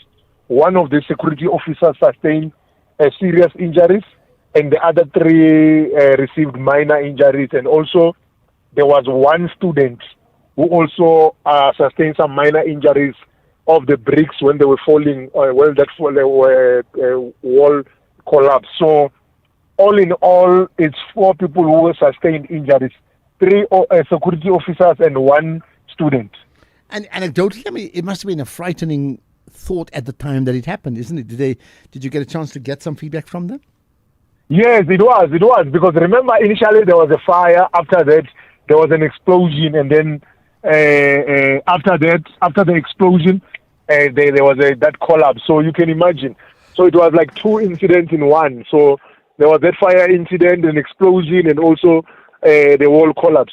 So hence, it was really a frightening experience. So right now, our concern is that there's still a lot of rubble from that wall collapse, whereby now we just want to make sure that maybe there is no other person who might still be trapped underneath that rubble, because we are told that there might be people who were trying to tamper with the substation who might still be trapped underneath that rubble. So far, that is where we are now. We just want to ensure that we clear that rubble, ensure that there's no one who's still trapped, and then from there we can just hand over the building to the owners to continue to conduct their mop-up operations. And I mean, what's your understanding of the process that will take, from where it is now to mop up? I look back at the explosion in, what is it called, Bree Street in Joburg, and that took like forever. Still taking forever, in fact. Yeah, in terms of clearing up, the good part is that the street itself where the building is not affected, so people can still be able to move past the area. So and also the people inside the building will have to be assessed in terms of structural integrity, because since there was an explosion, whether you might find out that we might have another secondary explosion, so collapse of the building. So that's our concern also. So hence, up until that building is deemed safer, so we cannot expect people to be occupying the building for now. Let's go back to the initial point in terms of the cause. So the point made, a suspected transformer explosion. I mean, can we now say that definitively? And if so, how do we avoid that? Yeah, the issue is that there's a lot of challenge, especially in the inner city, with the tampering of electrical infrastructure like substations, transformers. We find out that most of the time, most of the calls which we respond to, especially in the inner city, it's underground fires where you find that people are tampering with the cables. In the process, there's a fire. It's either people are tampering with substations like this one, and then there's an explosion. So those are not most of the incidents which we normally are responding to in the inner city, especially because of this tampering of the electrical infrastructure. Okay, that's where we will leave it. Appreciate your time. The Joburg EMS Thank you very much. Thank you very much for your time. Much appreciated, as always, Robert Mulaudzi, right? Well, there we are. If you know, I hope you were not part of it, but if you're close by to that explosion in Doornfontein, close to Ellis Park this morning in Joburg, let me know. In the meantime, we had a chat on Friday with Prince Mashele and this comment about him. Afternoon, Ashraf, here as of the station. On Friday, you brought a guest, you call him Prince. Hey, I was confused. This man is criticizing all parties. ANC is led by a person who kept the money in SOFA, which is a criminal offense. He is criticizing EFF is led by a person, he can't be even a secretary. DA is a person who got only standard 10. Umkhonto Wesizwe is a standard 2 person. Now he's criticizing all people now. Tell me who we must vote. Tusi Ananda. Bye. So are you asking him to tell you who you must vote for? Look, he just expressed his own opinion. What he did say, if you recollect, was that it's about time we, and I'm paraphrasing because I can't remember all the details, that there needs to be a party that if the apartheid South Africa was white first, and if what we're seeing now, and I'm paraphrasing, so I'm not saying that's what it was, is black first, we have to have a party that from grassroots up represents South Africa. And it must reflect that. And he said if that party emerges, then that's the party he will support, and it's not there at the moment. Now, interestingly enough, Prof. Thuli Madonsela, unrelated to this, she's written a piece about this on the weekend, also talking about just the need for a wider cross-section of people that supports a party and a vision for all South Africans, not for, one group or groupings of people. Hold on to that thought. I'm sure you're going to comment on that too. Let's get the news headlines. Here's Zondela. Thank you, Ashraf. On the news headlines, EFF leader Julius Malema has sharply criticized the National Assembly Speaker Thoko Didiza and accused Parliament of actively protecting private investigator Paul O'Sullivan. Businessman Suleiman Karim is set to take the Madlanga Commission to court tomorrow in an urgent bid to stop the commission from subpoenaing him to appear before it. And US President Donald Trump is threatening to sue Trevor Noah over comments the South African comedian made while hosting the Grammy Awards in Los Angeles last night. A full update follows at the top of the hour. SAFM, guiding you through the rush hour traffic. Good afternoon. Starting off in Gauteng, the M1 northbound in Parktown has a crash before Oxford Road and the M1 southbound slow moving towards Boysons. In KZN, the N3 westbound has a crash before the Pavilion Shopping Centre exit and a stationary vehicle on the N3 northbound after Shongweni interchange. In Cape Town, the N1 outbound slow moving towards Okavango Road. Main Road northbound is slow moving between Cork Bay and St James. With your traffic update, I'm Irma G. This is SAFM Sports with Duming Khapele. To me, earlier on, we spoke about whether we're hosting the WAFCON, yes, no. Have things changed in the last hour? Nothing has changed so far, not from what I know, but still keeping a close eye on that developing story. But in terms of this hour, we start things off with Kaizer Chiefs co-coach Khalil Ben Yusuf saying that he does acknowledge that they still need to do better in their attack. This is despite stringing together 4 wins on the trot in 2026 so far. And speaking after yesterday's 1-0 win over Zesco United at Moses Mabhida Stadium in Durban, Ben Yusuf highlighted the need to improve their conversion rate. I think we speak a lot with the players, we meet a lot, we make a lot of specific work for them. Now recently we don't have time to make a lot of work, We are in a situation just to make only one training session before every game, so we don't have space or time to work. But we are using video with our analysts to advise them, to give them more solution. And I think that we are in a good way, and step by step they will be better. If you remember last 2 games before the break, Shippa United and TS Galaxy was dominating both games, but we was unlucky to score. Now we improve a little bit. We are winning the game, we are scoring. I know 1-0, always you are in critical situation because every team they can come back and they score, equalize. We are working, we are helping the players, but step by step it will be better. Meanwhile, Stellenbosch FC head coach Gavin Hunt insists that the 3-0 defeat to CR Belouizdad in the CAF Confederations Cup Group C clash does not fully capture the competitiveness of the match. The outcome leaves Belouizdad firmly in control of the group on 9 points, while Stellenbosch remain third on 4 points, and now Stellies will need positive results against AS Otago and Singida Black Stars in their remaining two group fixtures to keep their knockout stage hopes alive. Elsewhere, Liverpool are closing in on a 1.3 billion rand deal for defender Jeremy Jacquet, with the France under-21 international set to undergo a medical before completing the move. The 20-year-old centre-half will not join immediately, but is expected to switch to Anfield at the end of the season after the clubs agreed to a £55 million fee, which is around 1.2 billion rand. and plus-ons of £5 million, which is 110 million rand in add-ons. Now, Jacket would sign a 5.5-year contract until 2031 with the option of a further year.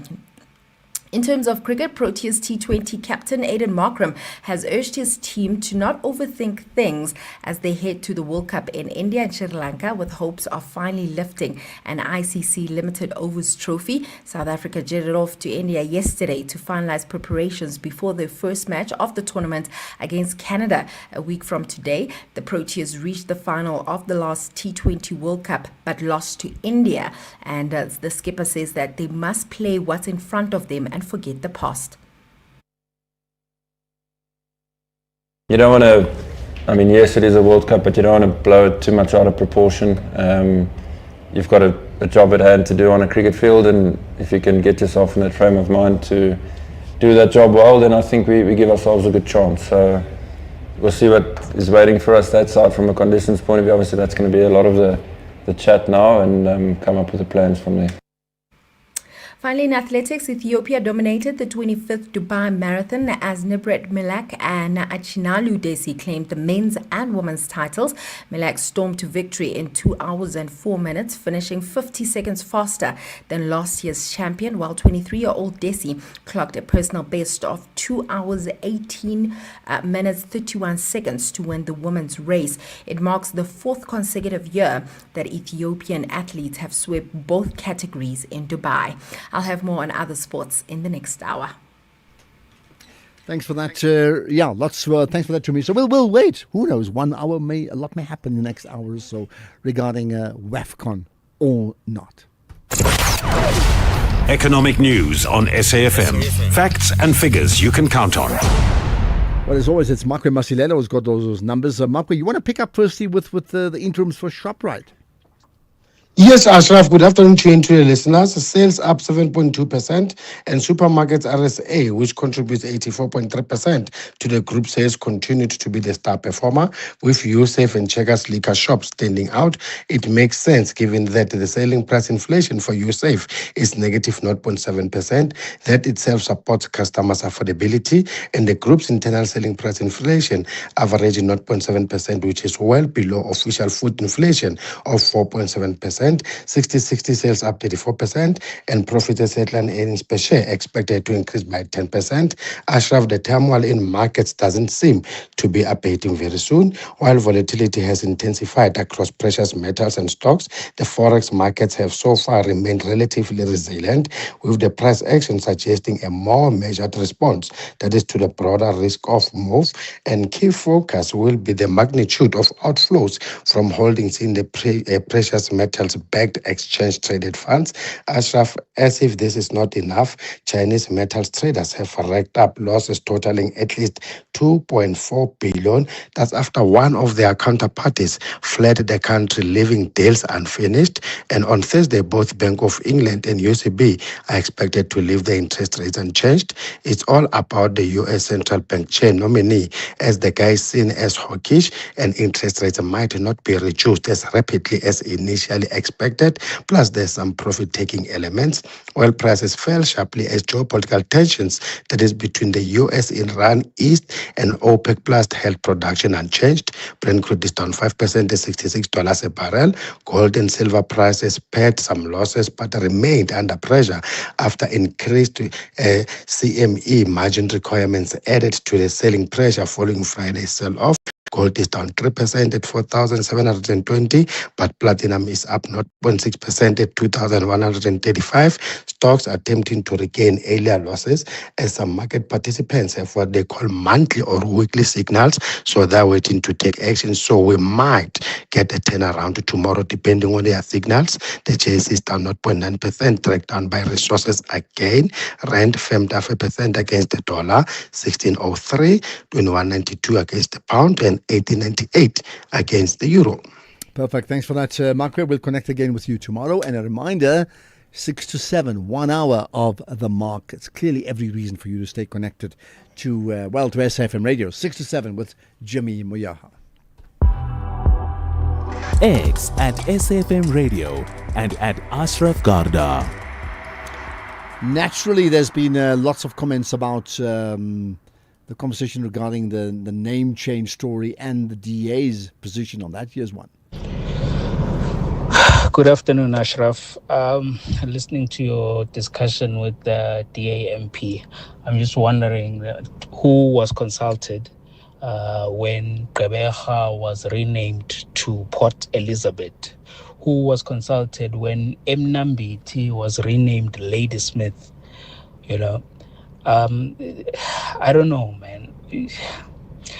She says she feels unheard and unconsulted when such actions are taken. But when these things were renamed from their original names, no one was consulted at all. Well, look, I think you're stating the obvious, but that doesn't work to solve the problem right now, because we're a democracy and we're a consultative democracy. So clearly there are processes in place, which, as you know, is nothing to do with whether the suggestions are good suggestions or not. It is the processes that is being referred to. And I think that's the point that's been brought up. There's more on that. Hey, Ashraf, and here from listeners. You know, the DA is being relegated to a whining ex-wife, man. Hi, man, the DA, some of these things, they just have to look the other way, man. They're complaining about everything. Name change, name this, name that. Hey, man, how many white names do you have around all this country, even in Polokwane and everywhere, man? We're not complaining. The DA must learn to keep its mouth shut. But are you not listening to anything that was said in terms of the conversation, which is not so much that the names mustn't be changed, but what is the consultative process to getting to a name change and then to determine that this is the changed name or not? Hey, Ashraf, and they say, just drove past an East London sign as I'm listening to this, and I'm thinking, oh, Kugompo, ish. Guys, we have had Imonti as like an alternative for all of my 37 years on this planet, so why something so random? And we never heard anything about it. Like, there are plenty of other alternatives, but Kogompo doesn't just roll off the tongue so nicely. Eh? And if you type that into Google Translate without a capital letter, you get a funny response. Shot for a great show, Brian from East London. Thanks, Brian. Okay, I get it. You've done all of that already, so you've done your own bit of homework. But here's a question to you. So listen, there's two parts. One is the processes, which the DA is arguing that they were not consulted. That's the one part, or insufficient consultation. The other is, even if there is consultation, the names. Now, yes, we have different languages, and for some people, speaking isiXhosa, the pronunciation of a certain name is pretty straightforward. But for others battle. Does that actually matter or not? That means if others battle with it, do we have to say, well, we'll then accommodate you and only use names that nobody battles with? I'm just curious about what you think on that one there. Just a quick comment on this, and we'll get to our guest and really a winning guest at that. Hey, Ashraf, Anonymous YNPE Tata. Man, I don't know. Did you catch the news of the Kariega Provincial Hospital, which used to be known as Utenek before, where the Somalians went in there with their demands, and apparently those demands were heard, and the community there is complaining that when they wanted to sit with the head of the hospital, they were not given that sitting. If you heard those news, what are your thoughts there? Because they are making demands like their culture needs to be considered, this needs to be considered, and that and that and that, of which, most of the Somalians I know, they are here illegally. So I don't know. Did you hear anything about that? Okay, no, I didn't hear it, and I don't really know the gist of it.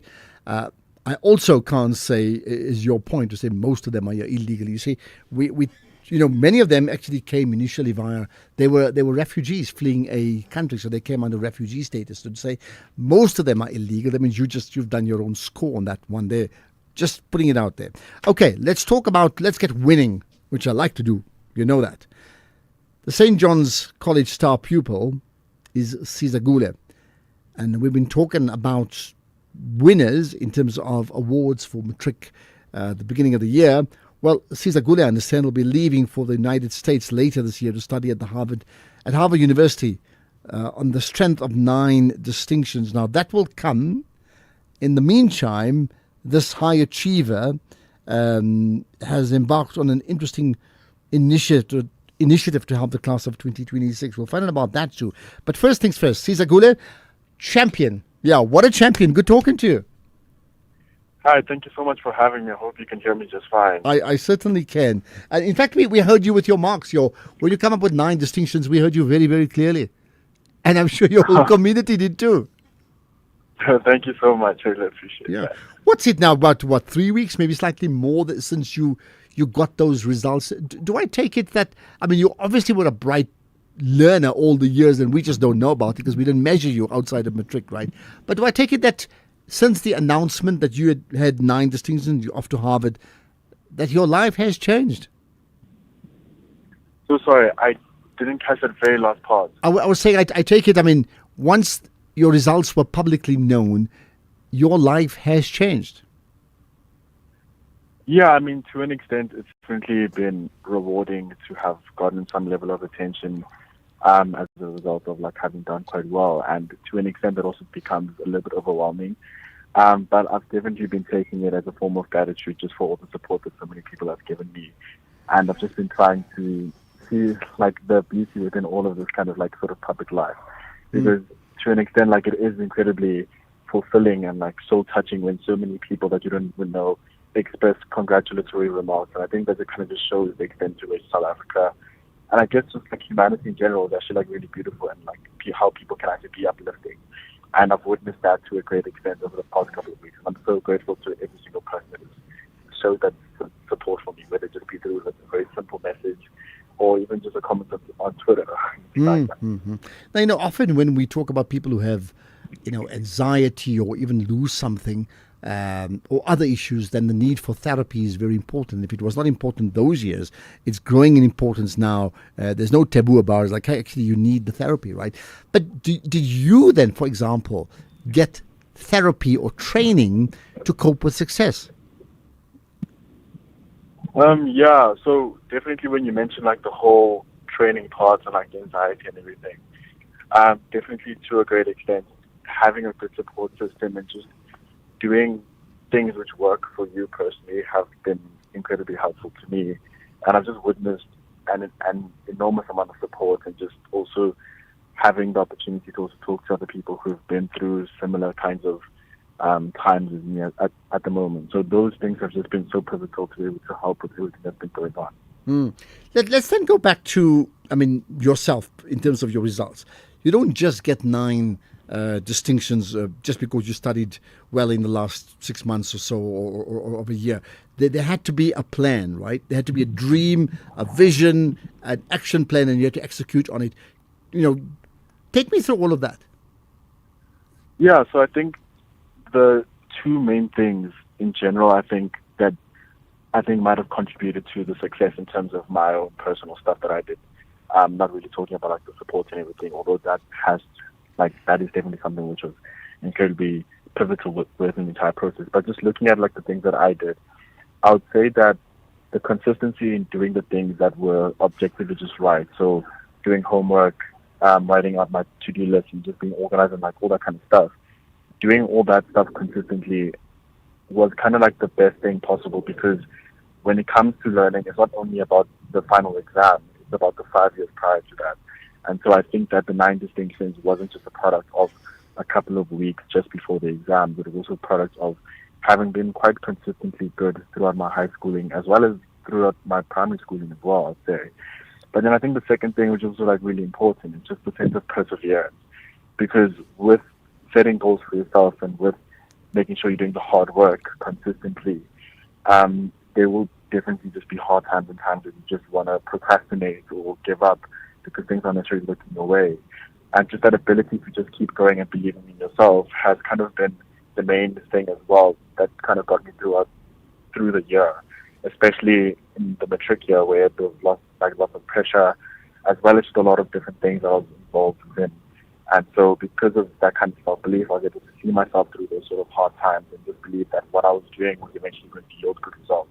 But with that as well, I've always been told by my math teacher that it's always about focusing on the process and not necessarily the outcome. Because if you just hit your process goal, the outcome will naturally solve itself. And I've kind of witnessed that in the most remarkable way, and I'm so grateful to my math teacher for having even said that, because I think they kind of got me through this year.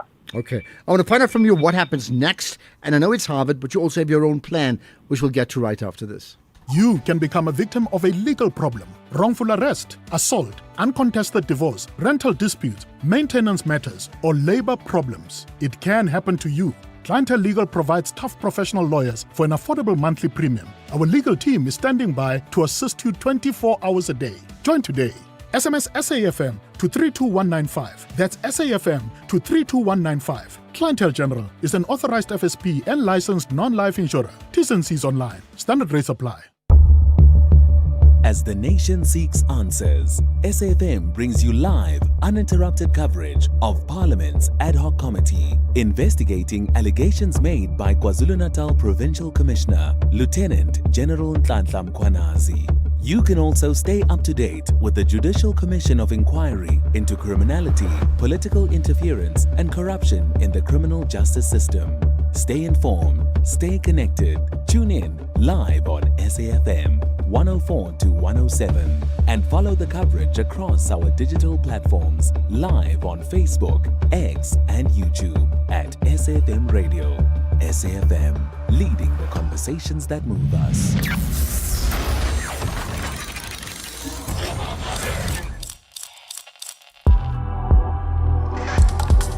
Ashraf Garda on the National Pulse.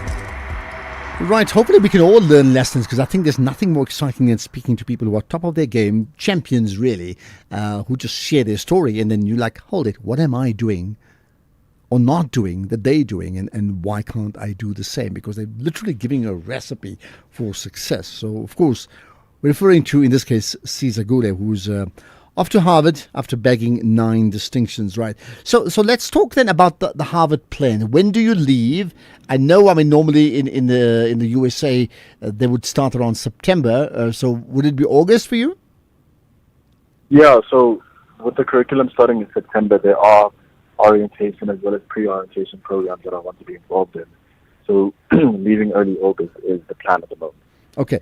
Why Harvard? Did Harvard choose you, or did you choose Harvard? I think it is kind of like a bit of both, in the sense that obviously it's a very world-renowned prestigious university. So in that sense, it kind of did attract me in terms of its positioning in the world, but also just the way in which the education system is sort of structured was a little bit more attractive to me, considering that they don't necessarily, there's no obligation to commit to a specific degree within your first year. And that ability to explore was kind of a big selling point for me. Looking at Harvard in comparison to other universities worldwide. But beyond that, I just think that I've always wanted to expand my level of knowledge of the world, as well as my ability to network with different people. And so being at an institution like Harvard, it's also being quite renowned for being an international hub, was definitely another big selling point, I'll probably say. Absolutely. Yes, things may change. As you said, your first year, you don't have to make any real commitment, but you do have some end goal at the back of your mind, right? What would that end goal be? You want to come back and say, this is what I've achieved and this is how I want to implement. What would that be? So I think that at the end of this entire journey, I'm not entirely sure where I'd be, but I definitely want to have the capacity to give back to my community. I don't know in what way, whether it might be through law, whether it might be through having some kind of political voice. But no matter what it may be, I definitely do want to make sure that I've equipped myself to have some kind of sphere of influence to be able to impart and have an impact on the community which has raised me for so long. And one community, sure. Okay, well, listen, best wishes. I often talk about the need, to build a champion nation, which is premised on the requirements for people like yourself to align your personal purpose to the national purpose. When we do that in big numbers, we then start creating that momentum shift that the country so desperately needs. Now, having said that, you have a plan. You have a plan not for your class of 2025, but for the class of 2026. What is that plan? Yeah, so I saw fixed with the exact same thing when I was in grade 8, and they were in this position, having gone to all these prestigious universities, and they decided to do a tutoring for students who are navigating the same sort of issues. And I found it quite fitting to give back in this kind of doing that. The knowledge is quite fresh in my mind, and the ability to be able to master the exam is a very big stress for many people. And I would want to alleviate that kind of stress for other students who may be in the same kind of position as me, or who may want to be in the same kind of position as me and many other top achievers nationwide. But like beyond that, I think just the opportunity to be able to serve someone else after having been served is just something that I've always admired and wanted to do. And this next 8 months has given me the opportunity to do so, and I'm so grateful for that. Okay. And I mean, yes, based upon what you now know and others too, what has been the one thing in a person's matric year that they wish they knew now? They didn't know it before. So they wish they had known it before. They now know it, but they wish they had known it much earlier. Just to make sure I caught your question correctly, did you say the difference between, or something that is mutually exclusive to my knowledge right now as someone who's completed matric, or is it incompatible with tutors? Yeah, well, I mean, to a degree, what I'm saying for matric students, right, when they finish their matric year, and, not everybody comes up with 9 distinctions like yourself, and you know that many people struggle along, right? But it's only after the 1 year experience, there's some huge learnings. So what for you, based upon what you've spoken to other learners about, is they wish they had known that earlier? Yeah, so I think just knowing the fact that support is out there and knowing the fact that it's okay to ask for help is probably like one of the big things which I think got me a year.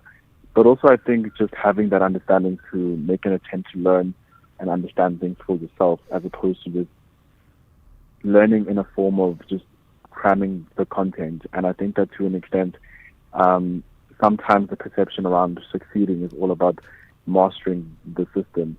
But I think it's mostly just been about adapting the system to a way that you understand it and comprehend it, because we do have the opportunity in South Africa to obviously model our syllabus to what subjects. And with that, I think it's a significant privilege that we can do that, so that we can ultimately create for ourselves that is the foundation of something that we enjoyed throughout our time. Okay, well, let's leave it at that. Caesar, I think we're losing you with just a bad line towards the end. But listen, wonderful to talk to you. Lots of important learnings that you've shared with us. So best wishes with the year, best wishes with Harvard, and your plans to assist other learners as well. And yeah, that point that I made, if you can link, as you do now, your personal, or align your personal success to the national success, then we are on the basis to becoming a champion nation, that we need champions like yourself. So thank you for your time, and best wishes for what I hope will be a truly successful, not just year, but even beyond that as well. And that is Caesar Gule, class of 2025 learner with 9 distinctions, and is off to Harvard. That in football terms is like saying, what? Hey, I've signed up for Real Madrid. Yeah, that's it. You're listening to the National Pulse. Right, more comments from you on the renaming issue is a big deal. Here we are. Hi, this is Anonymous Lady. I want to say about changing names like Harpenet. I don't think it matters what any town is called, because 1 in 5 children in this country has stunted growth. They're not going to reach their proper heights that they were supposed to through their genetics. 1/3 of the children are dead through malnutrition and starvation. Another 1/3 are getting that way soon. So please, let's save the children and forget about name changes. It's a waste of money. It's important. Life is important, not pride. Bye. Life is important, not pride. I wonder if others would agree with you on that point. Notwithstanding the point that you make a point about what would be the priorities ultimately. Well, what about Matlala? Good afternoon, Mr. Atraf, and your producer, and all the listeners of SAFM. Mr. Atraf, I like to know, according to your understanding maybe, do you think Mr. Matlal can get a bail and do a business as usual? Or do you think he's gonna get the life sentence in Kokstad? I'm just thinking, And now I wonder what happened about the people that is working under him. The company is still operating or is closing. I want to know, seriously. And also, what happened about the commission today? Because I was see that is gonna bring the new person. I was not having time because I was busy. So that is my concern. Thank you. Okay. I'm in Cape Town. Thank you. Well, look, I can't really give you a verdict, a legal perspective. That would just be fishing, and that'll be wrong. So I really can't do that. In terms of, they ended at 12 o'clock today, by the way. And I think there was some witness who couldn't make it, and there could be some challenge tomorrow as well. So we'll see what happens. We'll follow that story, right? Okay, more to come. There's also been issues that around climate change that we're going to talk about too. But there's also been an update on the issue of the DJ Warra's murder case. But first things first, let's get the news. It's 5 o'clock. Here's Greg House.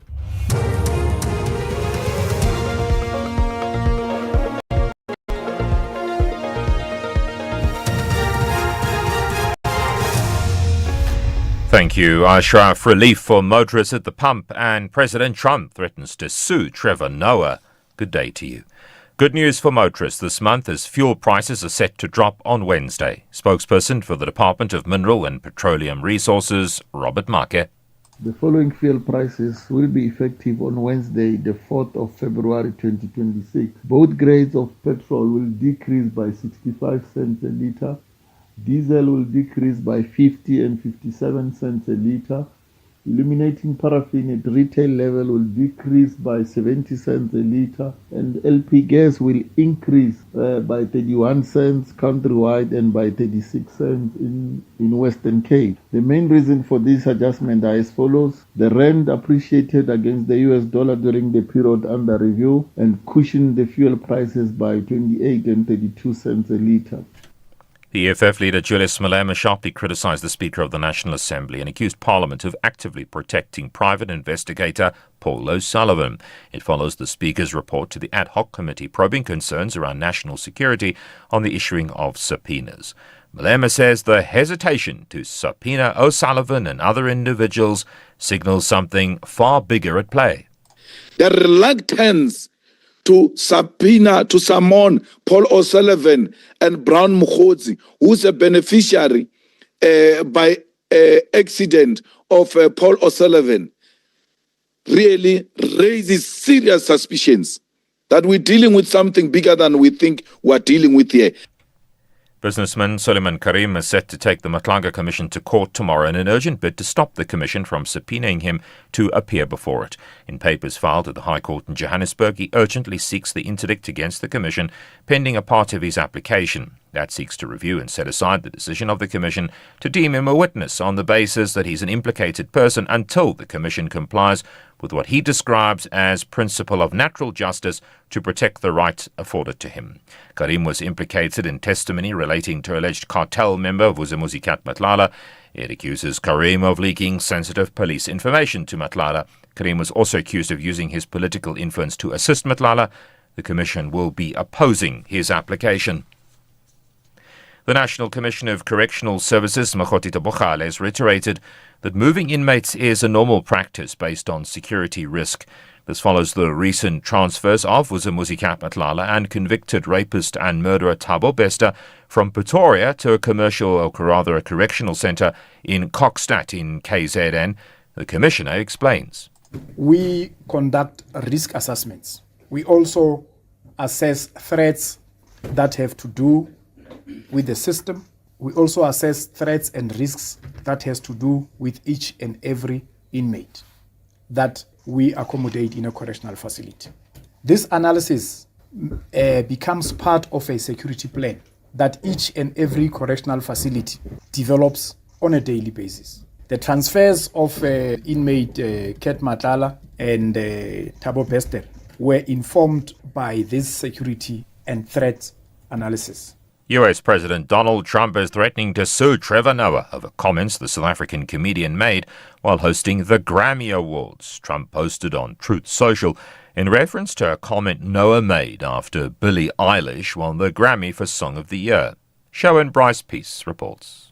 Noah quipped that the Song of the Year Grammy was the one every artist wanted, almost as much as Trump wanted Greenland, which he then said made sense because Jeffrey Epstein's island was gone and that Trump needed a new one to hang out with Bill Clinton. The Justice Department has released millions of files related to the dead financier who died by suicide in jail in 2019. Both Trump and Clinton appear in the files but have denied wrongdoing.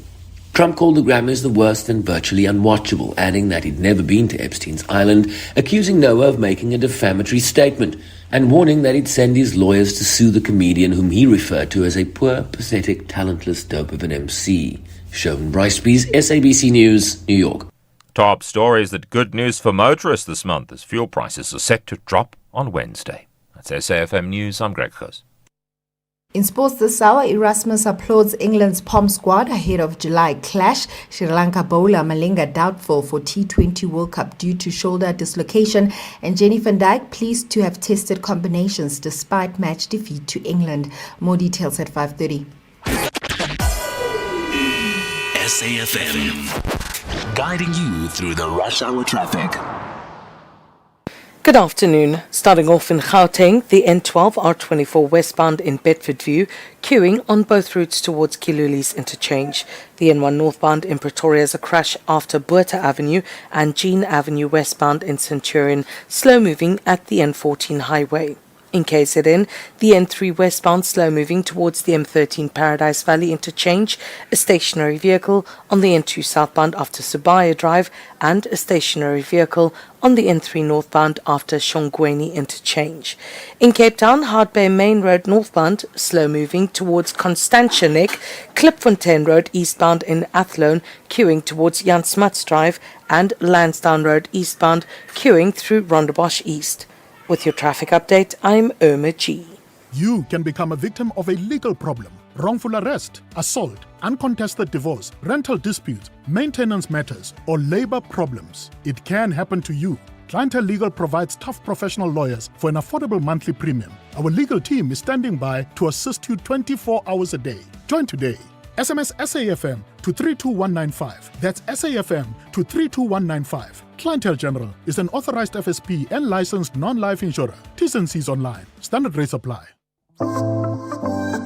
Wherever you are in the world, SAFM 104 to 107 is accessible. We're also streaming live on Facebook, X, and YouTube at SAFM Radio. We acknowledge and appreciate everyone tuning in and watching our streams. Stay with SAFM 104 to 107 as we bring you Commission Live, breaking stories, and thought-provoking lectures. SAFM, leading the conversations that move us.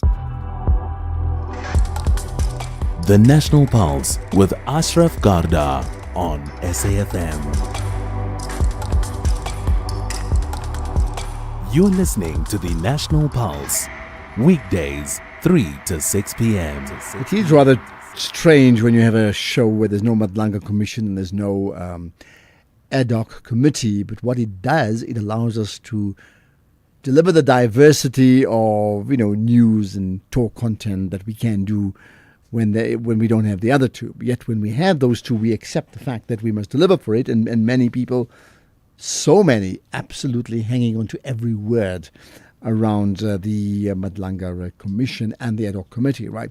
Okay, we're going to chat later on about a story where scientists are suggesting the climate change and the La Nina caused the recent flooding, in South Africa, massive flooding, Mozambique, Zimbabwe, Eswatini. So we'll talk about that just now. But the other story that has certainly held attention for a while now is the story of the tragic DJ Warra's murder case, right? Now, the second accused in that case appeared today at the Joburg Magistrates Court.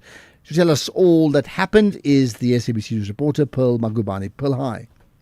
Good afternoon, Ashraf, and to the listeners. Thank you. Right, what happened today? Well, today there was a brief appearance by the 25-year-old Mozambican national Armindo Pakula. And, the minute he stepped into the door, he seemed shaken and very tiny as a young 25-year-old. And while we were expecting to see a dreadlocked person as per the description of the alleged shooter that the police were looking for, we had somebody with short hair instead. But we told that it's still rumors that he could have cut off those dreads, and they were found in his check during investigations. But all of that can only be revealed when the trial progresses, or even during the bail hearing, should he attempt to apply for bail. Okay, so that's interesting. So it's not very clear whether, in fact, it is the same person who shaved off his hair, or it could be another person which is not similar to the speculation earlier on. Yes, we do know that since the murder or the alleged hit, police were on the lookout for 3 people of interest.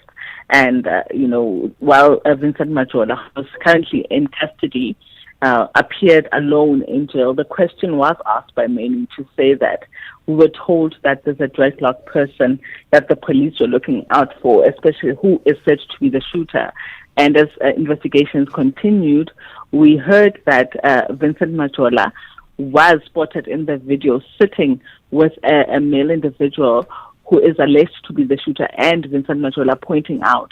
And we hear that this person that Vincent was pointing out to could be this 25-year-old Mozambican Pakula, who is the one that was there spotted in the video. As to whether or not he fits the description properly as the dreadlocked man, that's yet to unfold as the trial continues, or if it's going to get to the stage where it goes to trial. So was he asked to plead? And so what did he say?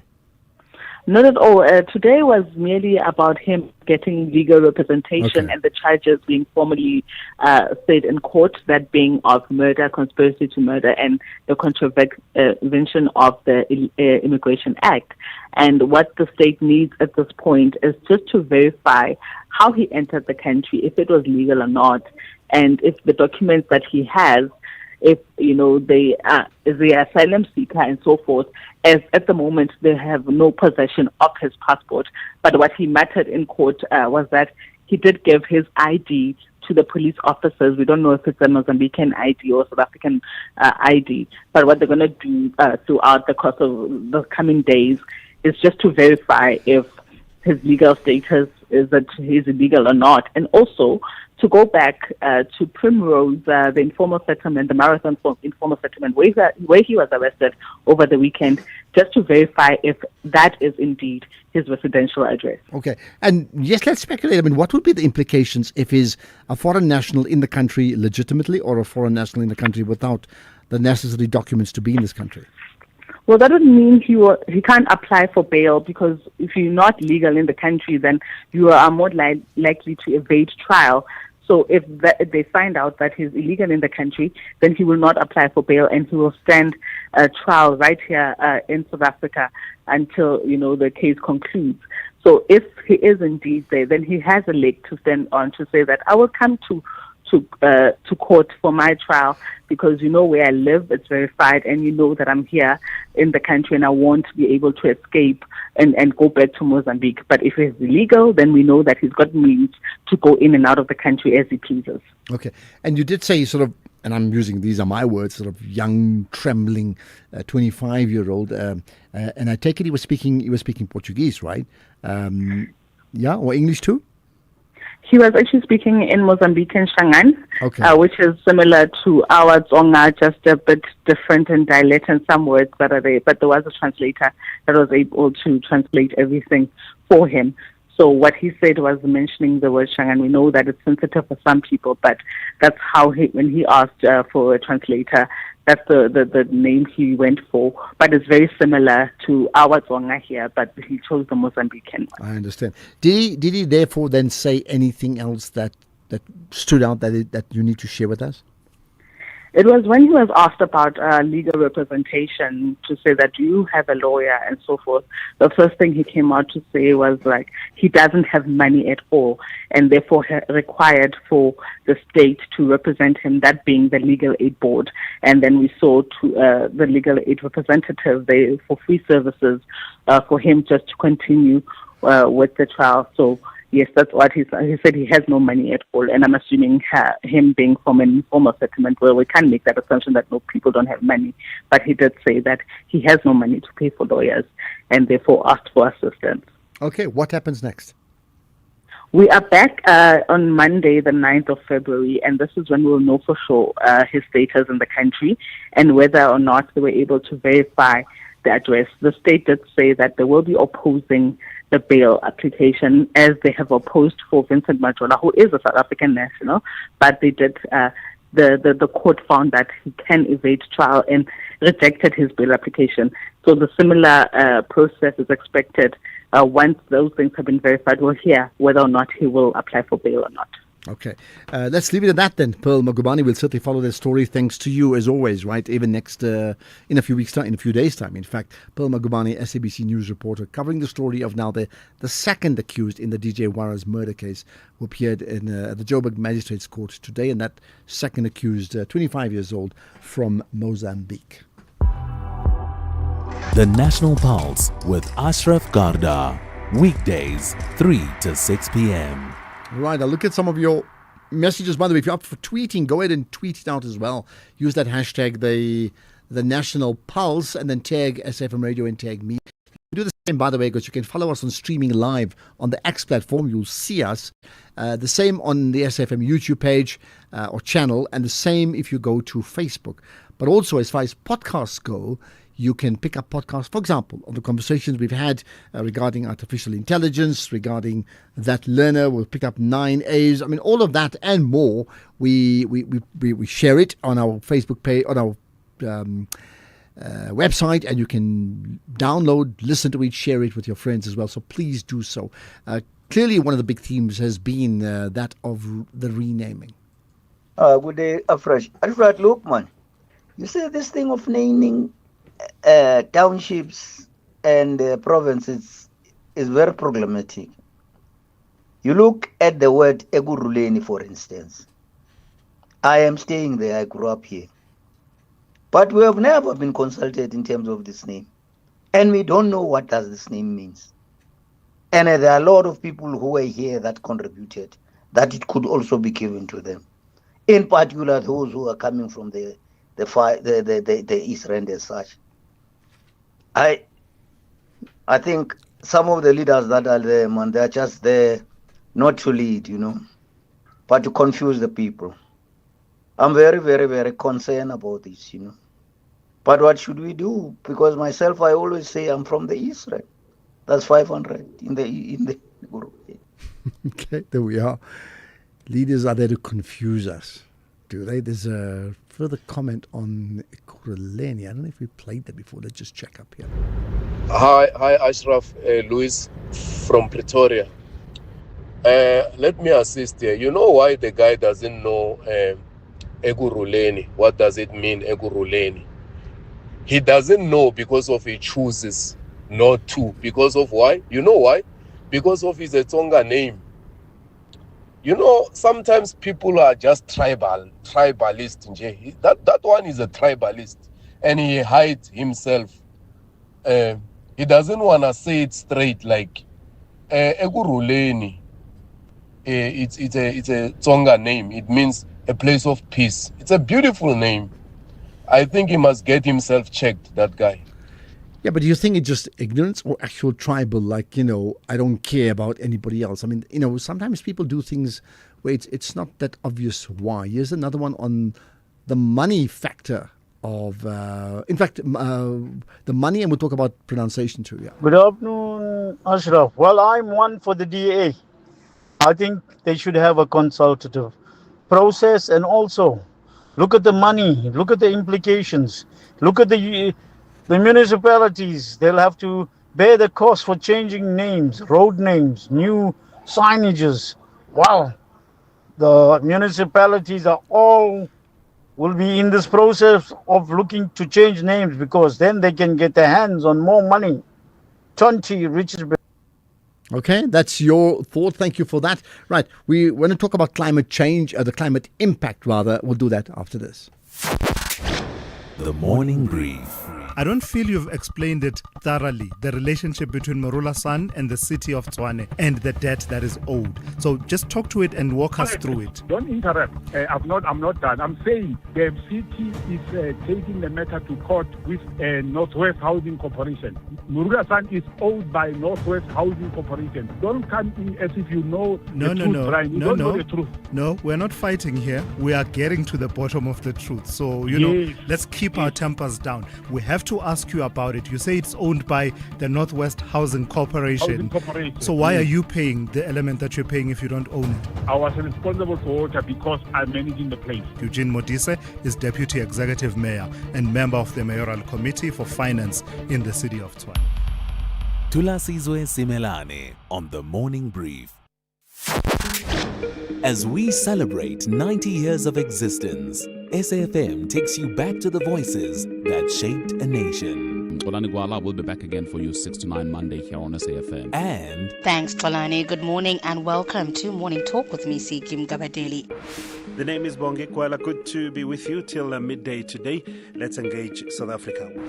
Welcome to Morning Talk on SAFM, South Africa's news and information leader, with me, Rowena Bird. 90 years of trusted voices. This is SAFM.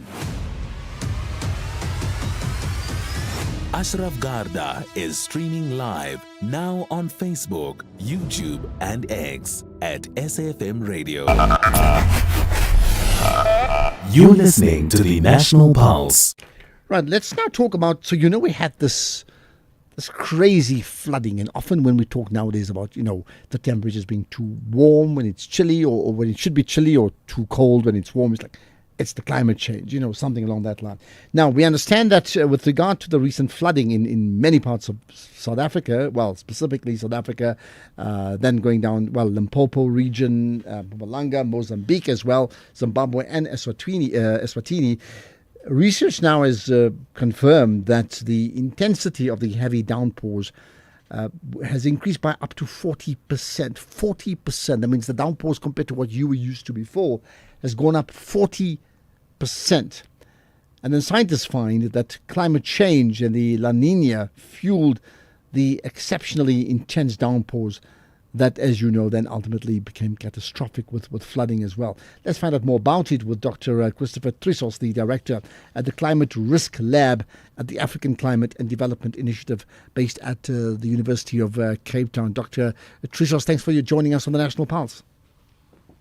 Good afternoon. Thank you for having me. Thank you. Right. So, let's then talk about it. Flooding we experienced.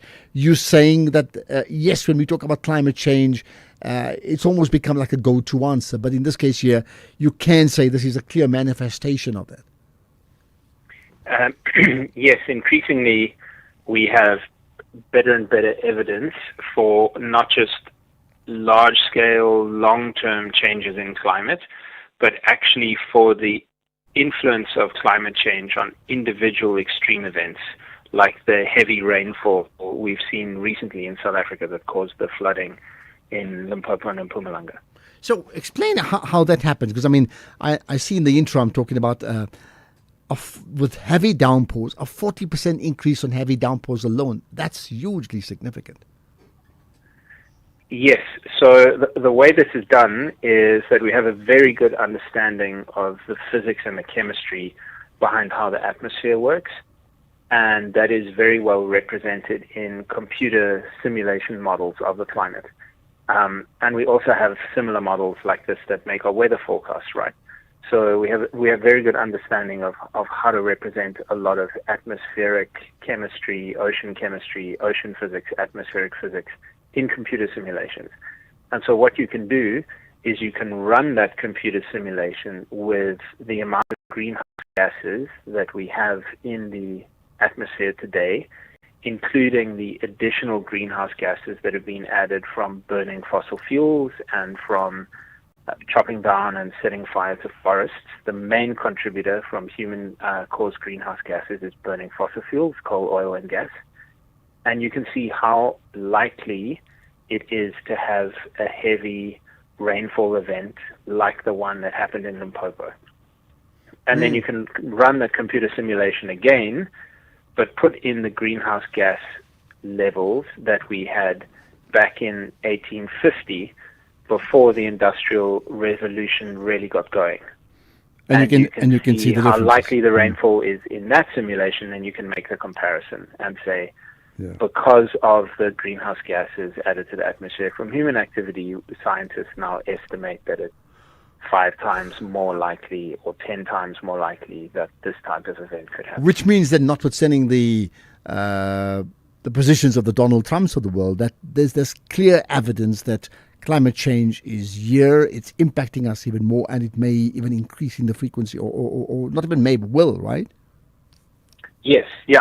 I think that atmospheric physics doesn't care really if you believe it or not, right? The science is clear and says it's established fact that human burning of coal, oil, and gas and land use change, like chopping down forests or setting forests on fire, is causing the atmosphere of the planet to warm. And a warmer atmosphere holds more water vapor, and so in many areas that leads to heavy rainfall that can cause flooding. And hotter, drier conditions in other areas can also cause drought. So you can have more heat days, you can have more intense rainfall, and you can have more drought. And all of those things now, for many individual events, not just long-term trends, can be clearly linked back to human-caused climate change. Now, a lot of these issues and what happens next needs to be solved or resolved by, multilaterals around the world and in South Africa around in terms of the energy supply or the alternatives, things that have been discussed very often, right? But what can the average person do? I mean, a person listening to you and I today is no lobbyist around climate. They just want, they want a home, they want work, they want money, they want peace, they want safety. What can they do around what you just said? That's an excellent question. I think one thing that people can do as South Africans is become climate literate. So, we talk a lot about financial literacy or basic education literacy. I think there's a lot of merit in being able, and access here is an issue, but be able to be more climate literate. So realizing that this is these increasing climate extreme events have a connection to the way we currently use energy, which is mostly burning coal, oil, and gas, and then consider that when doing things like voting, right? Are you voting for a party that has some part of its platform is the energy transition? And then other things you might care about, like does that energy transition protect vulnerable workers? A second thing you can do if you're a high-income earner and someone consuming a lot of resources is make consumption changes. So, for example, solar panels are now some of the cheapest electricity in human history. You can install solar panels on your house. And then I would say for many South Africans, one of the most important things you can do is think about how to adapt. And our governments and private sector organizations and everyone has to be thinking of this, not just what we're doing on the energy side, but also how are we changing the way we build infrastructure? How are we protecting people in informal housing from these types of extreme events? How are South African municipalities going to continue to afford to recover from these types of events? Because until we get the greenhouse gas emissions down to zero, the climate will continue to warm and these extreme events will continue to get more frequent and intense.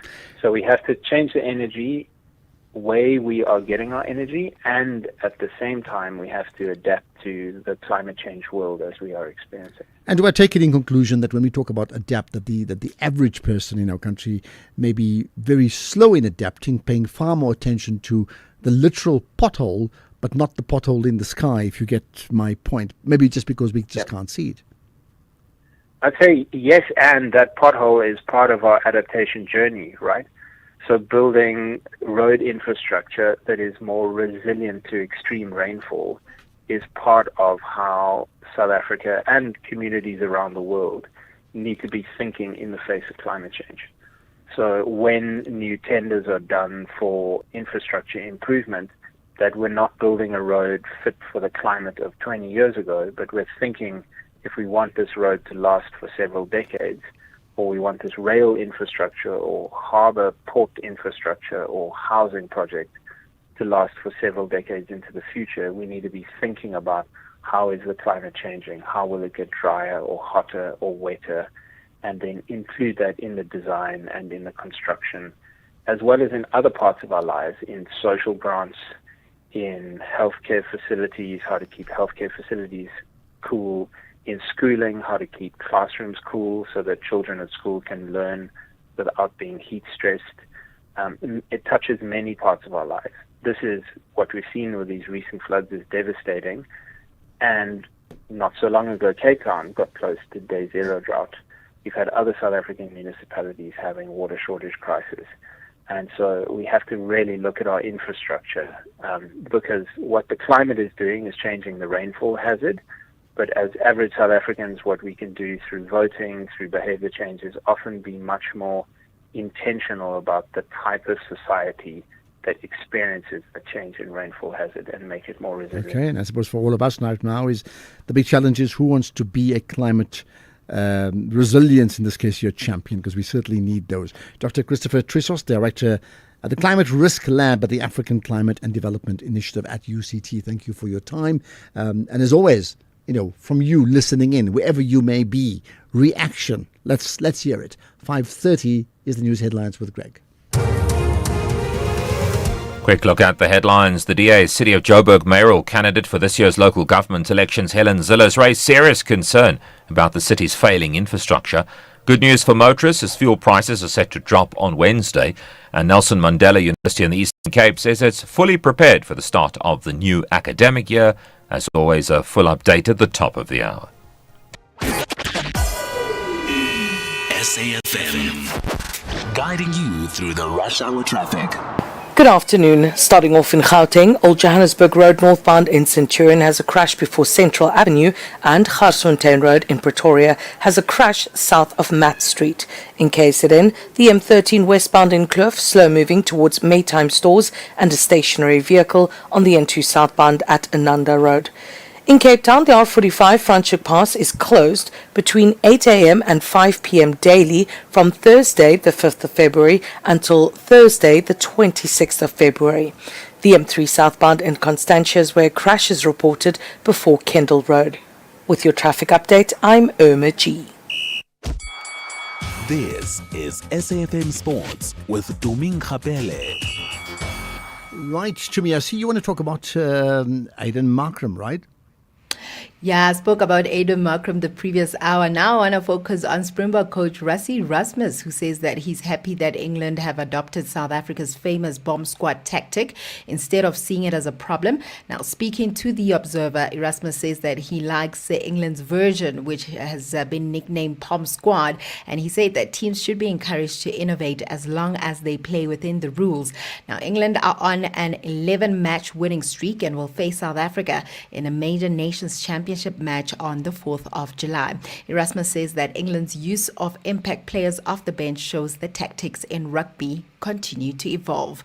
In terms of football, there's uncertainty about the future of the 2026 Women's Africa Cup of Nations and whether South Africa could step in to host the tournament at short notice. There's different statements from Deputy Sports Minister Peace Mabe and the Department of Sports, Arts and Culture and Minister Kayton McKenzie. Just last night, Deputy Minister Mabe said that South Africa had been offered the chance to host the tournament after Morocco indicated it could not, and she said that South Africa accepted the opportunity, adding that the country has the infrastructure and experience to host WAFCON. However, the Department of Sports, Arts and Culture later released a statement saying no formal decision has been made to move the tournament and Morocco remains the scheduled host. In the meantime, Kaizer Chiefs coach Cedric Kaze says that he welcomes the challenge of dreaming about a treble this season. This is after ending the club's 10-year trophy drought last year.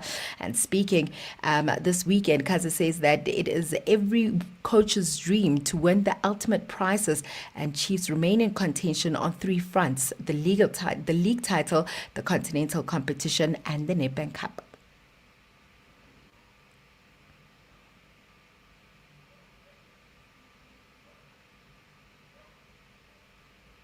it's at the middle of the season and we're talking about treble. But I like that. That's a positive way of thinking, and every man has a dream. Every coach has a dream. That's why I wake up every day at 6 in the morning, preparing for my sessions, preparing for my meetings with players individually or collectively. That's why I sleep very late at night, preparing for the next game. It's because nothing comes easy. Nothing comes without hard work, and we as Kaizer Chief, we are putting ourselves in every positive situation to work for everything good that can happen to us, and we will keep going until we see how far we can reach. In terms of cricket, Proteas T20 captain Aiden Markram has urged his team to not overthink things as they head to the World Cup in India and Sri Lanka, with hopes of finally lifting an ICC Limited Overs trophy. South Africa jetted off to India yesterday to finalize preparations before their first match of the tournament against Canada a week from today. The Proteas reached the final of the last T20 World Cup but lost to India, and the skipper says that they must play what's in front of them and forget the past. You don't want to, yes, it is a World Cup, but you don't want to blow it too much out of proportion. You've got a job at hand to do on a cricket field, and if you can get yourself in that frame of mind to do that job well, then I think we give ourselves a good chance. So we'll see what is waiting for us that side from a conditions point of view. Obviously that's going to be a lot of the chat now, and come up with the plans from there. Meanwhile, Sri Lanka fast bowler Ishan Malinga looks set to miss this month's T20 World Cup on home soil after dislocating his shoulder during yesterday's match against England. The 24-year-old, who has taken 8 wickets in 8 T20 matches for Sri Lanka, suffered the injury during his second over on Sunday and was unable to continue as England won the 20-over match by 6 wickets to secure a series win in Kandy. Sri Lanka will conclude the series with England on Tuesday before starting their T20 World Cup campaign against Ireland in Colombo on Sunday. In basketball, LeBron James has extended his record streak of NBA All-Star selections to 22 consecutive years. The Los Angeles Lakers star was named among the reserves for the 15th of February showcase in California.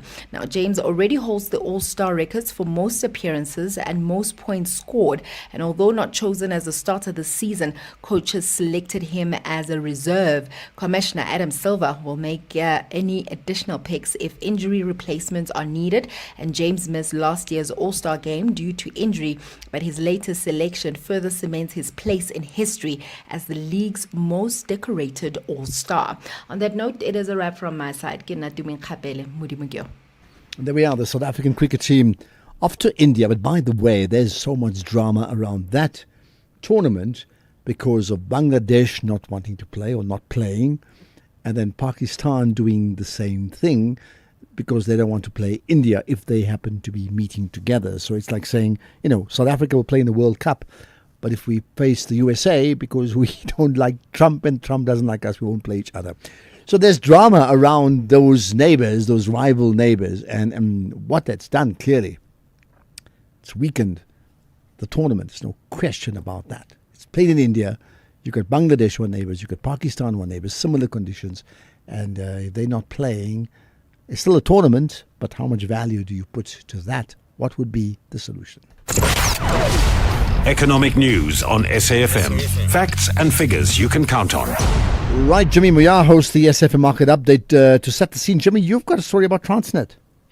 Good afternoon, Ashraf. Good afternoon to the listeners. I certainly do. It seems as though we have some backlogs at the Transnet ports that are causing some severe delays and disruptions for our fruit exporters. It looks as though there is around R1 billion in fruit waiting to be moved at the ports that seems to be encountering some form of logistical challenge. We're going to speak to Transnet around that and get a sense of what that logistical challenge is and whether or not it is being resolved and how long that could potentially take. We know that for our exporters, they rely on the ability to get their goods out of the country on time, particularly in the fruit space, because some of that fruit might not be able to sit there for much longer. So we're going to speak to Transnet around that and get a sense of what is happening there and see if we can try and make sense of how that's impacting the market. Then we're also going to have a couple of other conversations taking a look at the Canal Plus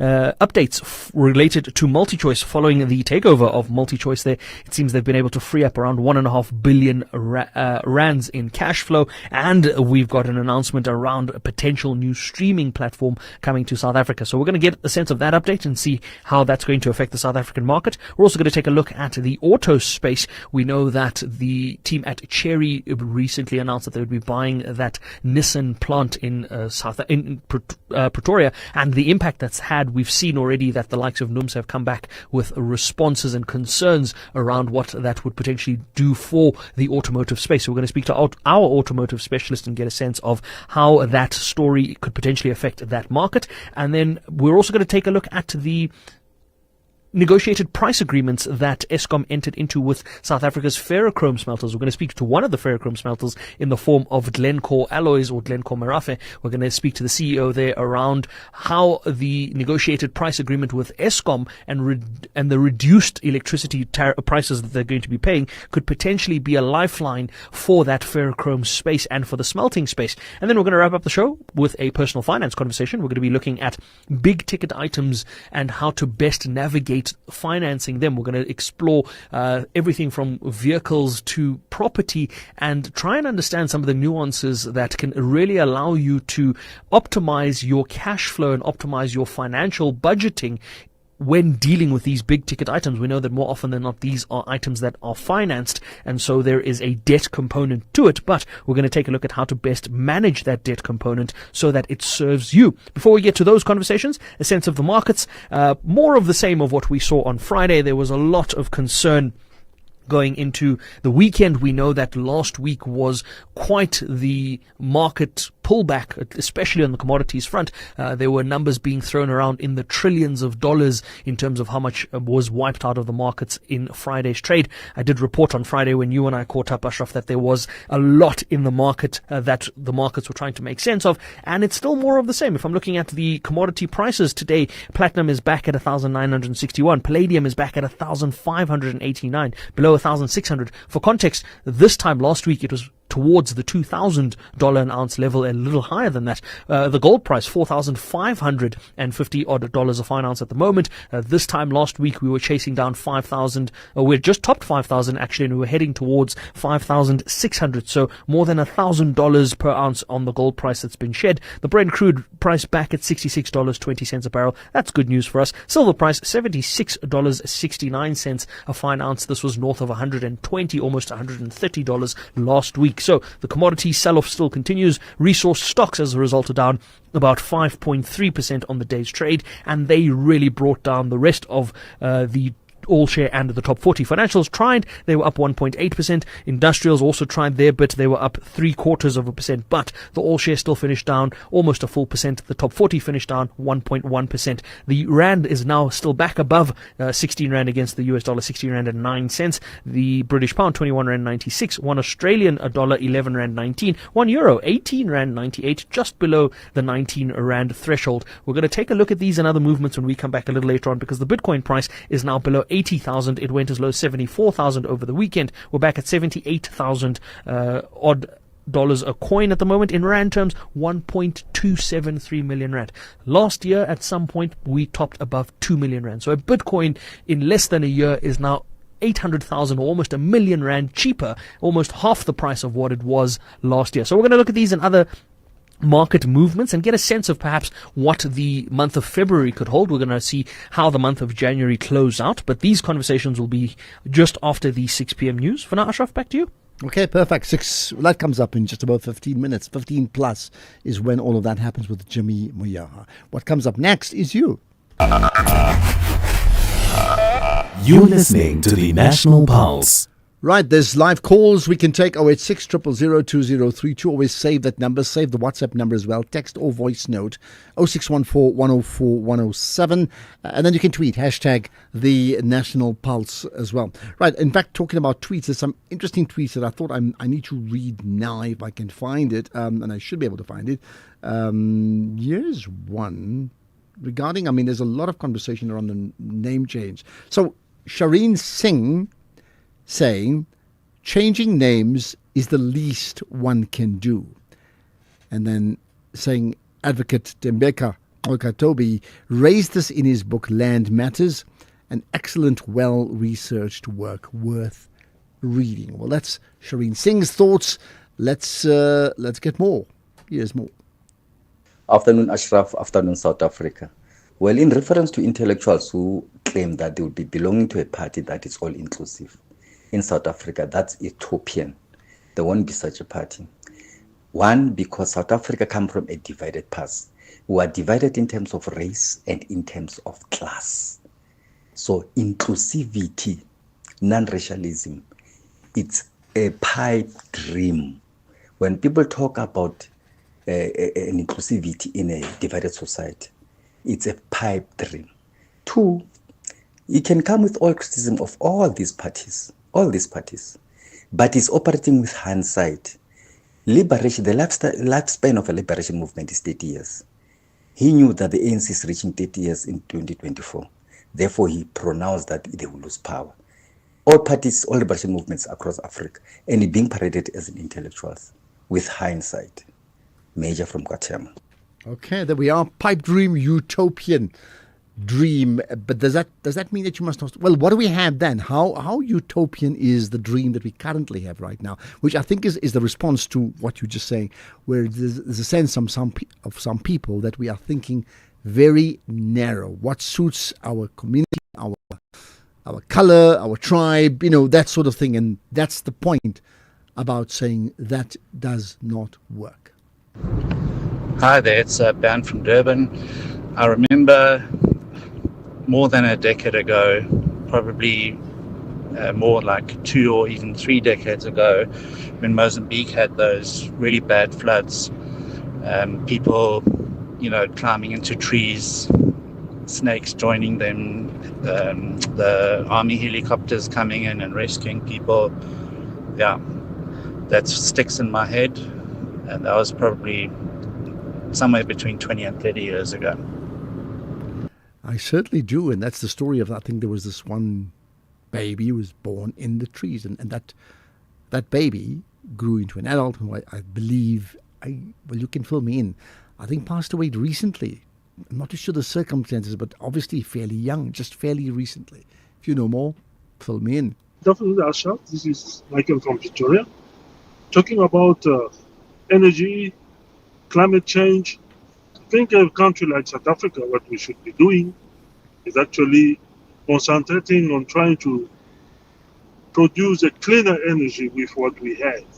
We have coal in abundance. We should be concentrating, doing research into our university, colleges, to see how we can use our coal better and have a cheaper energy source. Thank you. Bye. Okay, got that. Well, I think we all know that. And the question is, how much do you do? How much do, because some industrialized nations are pushing for new energy sources and others are like, hey, we don't want to lose the coal that we've got in abundance. So it's that sort of thing, isn't it, of what comes first? Ashraf and the SFM, you see, this changing of name, most of the people, they just expect it to go into the English or Nguni one. The moment it coming with like maybe, a Sutu or maybe a Shangan or whatever, Tsonga, then they start to complain. What is the problem with Ekurhuleni, guys? Really? And those people, you keep on saying, I've grown up in Togos, I've grown. The Togos are like, developed by the white people. It never developed by the black people. It developed by the white people, then they give away to we black people. So they can't just keep on complaining because the name doesn't suit them. But do you think everybody's complaining, or is it just Ashraf, one or two if people? you want to know my opinion, I think we must change the names and fit our children. We must do it all together. Change your feet here, change your feet here. By the time the children reach the correct height, they will be in the correct country with the correct names. We do it together. Change your feet here. Change your feet here. Thanks, Sibongi here. Okay, there we are. I'm chuckling. There we are. In fact, there's another call I want to take. Let's get to Cape Town now. Shatta. Hi, Shatta. Ashraf, how are you? Yeah, good indeed. Good talking to you. I'm good. Ashraf, you know, this thing of changing of places, of towns, and, you know, all these name changes is becoming very funny now. I mean, you know, the Afrikaners will come out and try to use money and say this money is supposed to be going to services and all this and all this. They're using that as a stance for themselves to keep their own culture and heritage. And for us as native Africans to lose ours. I mean, when they got into power, when you go into the Free State there where I was born, you get where I'm from, the town, there's a small town there, Soshalwan. They changed it, they said it's local land. You go to Sixpack, they changed Mikele, they said it's Mikele. Manyate, they changed it, they said it's the Lady Brand. They gave all these areas their own names. How is it wrong that now we have to say, we go back and say, you know what, guys, in the process of addressing the atrocities of the past, let us also have some changes that will keep the heritage of those who are brought intact. What is the problem with that?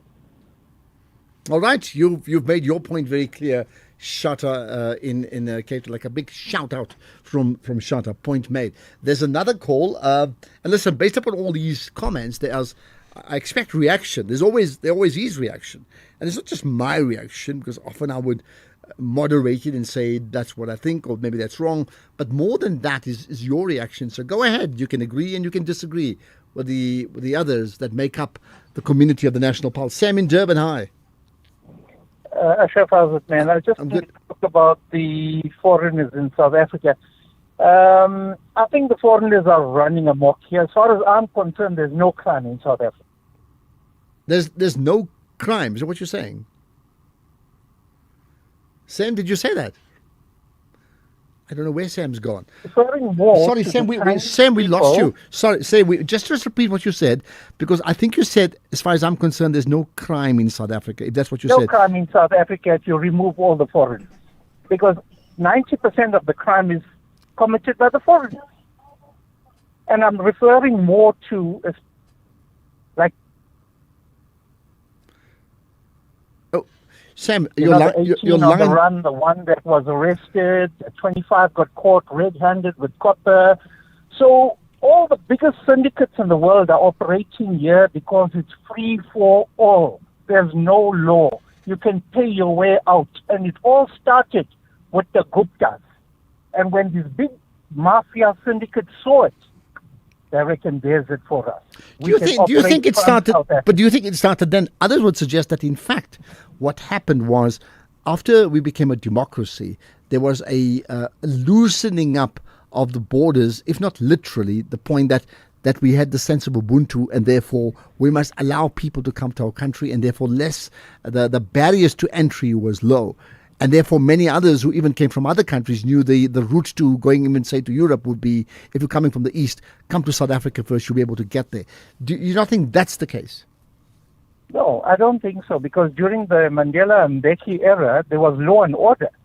And Mbeki, I wish Mbeki was 10 years younger or 20 years younger. You know, he could have even extended his bloody term, because he held it.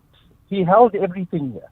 But once Mbeki went, everything was let loose here. Okay. In fact, he wanted to extend the term beyond, so that was the allegation, and that's where the trouble. Okay, that's where the trouble came. Even if President Mandela was 20 years younger, he could have served these two terms. Sam, let's move on. Thank you. Sam has made his point. The question is, that's his point. What's your point, right? And there's comment. I mean, there's text. We need to rename every place that has a colonial name connotation. Names of places should conform to the current political system. The question is, what happens when that's from Nkosinati? What happens when that political system changes, just by the way? In fact, it's changing as we talk, as you know that, right? Well, Uncle Ashraf, okay, love the show. For a country that's suffering poverty, is it feasible to spend for name change? Comes from Mr. O, whoever Mr. O is, right? Right, there we are. There's more. There's no question name change has been top of the agenda, but here's one to think about.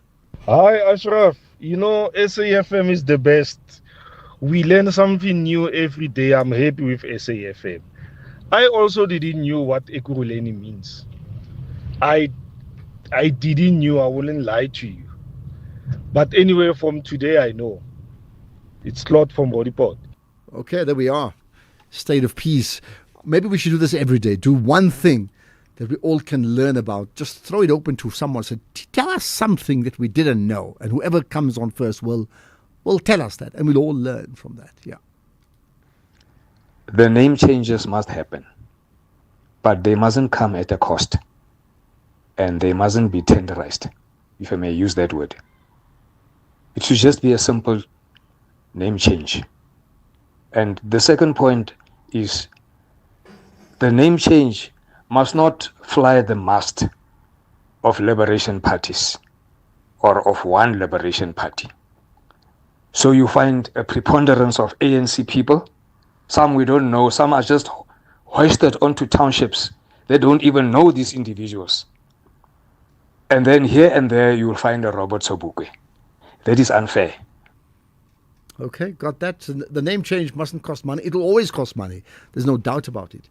I like the point you said tenderize. Unless it's a meat, then tenderizing would be fine, isn't it? Ashraf, Anonymous here. No, the gentleman that is complaining about the DA, that the DA must keep its mouth shut. Clearly that guy does not understand the role of the opposition. It is the role of the opposition, even though we are now part of the ruling government because we are in the GNU. It remains our responsibility as Democratic Alliance to question whatever that is not making sense.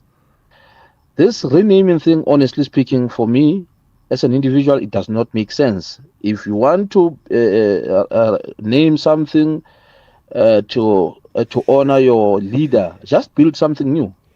Stop this thing of renewing things. Just look at what happened in Mangaung. They renamed Sisara Mabudu Stadium to Molemela Stadium. They renamed all the streets in Botshabelo.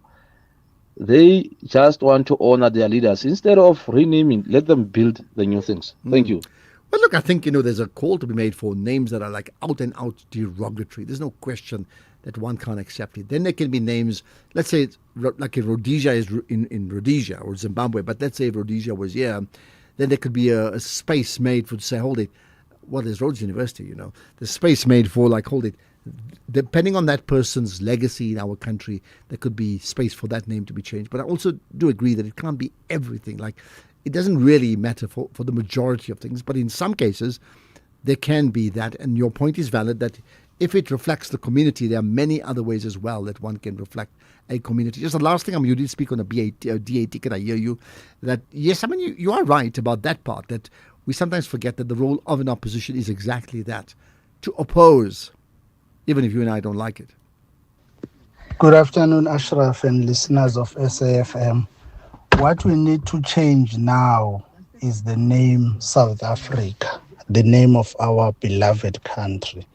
South Africa is not the name, but it is the location of where we are in the continent of Africa. So we need to have a name. We need to change this South Africa.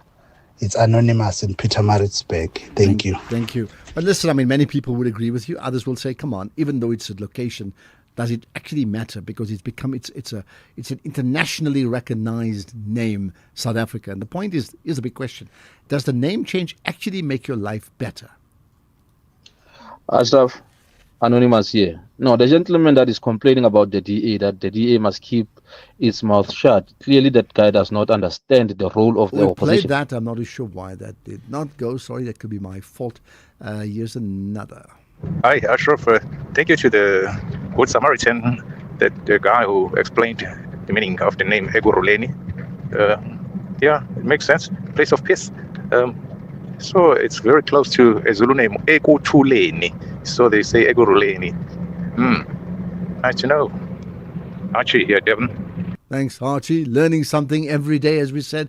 Now, we must learn something tomorrow. I'm going to ask you when we start the show, come on, can one person just teach us one thing about our country that is not commonly known? So I'm giving you like 24 hours notice. Ashraf, also, instead of them changing names, Joburg infrastructure is in a huge crisis. Midrand, no water for the last 5 days. Every month, it's the same story. There's a leak, there's an explosion, there's this problem. We need that sorted out as well. Not name changing, infrastructure. So change infrastructure, improve infrastructure. I got that. And here's the last one, which came up before. The white people did not consult the blacks when they naming those places. So why should the ANC consult them? ANC must consult the blacks only, from someone called KK. Listen, let's leave it at that. It's been wonderful to connect with you guys all throughout the last 3 hours. We'll do it again tomorrow. Don't forget that please go to our website to pick out all those podcasts. But of course, Fusani will tweet them out as well. I know that. So you can check it on the Twitter platform and then share that. Listen to it again, and especially some of the conversations that requires deeper thinking. Listen to that. Share it with your friends. Use it as a basis of debate. It'd be great if you do so. Otherwise, set your alarm now for 3 p.m. tomorrow for the National Pulse. So we keep the pulse rate ticking over. It's Greg Host now. It's 6 o'clock. It's the news.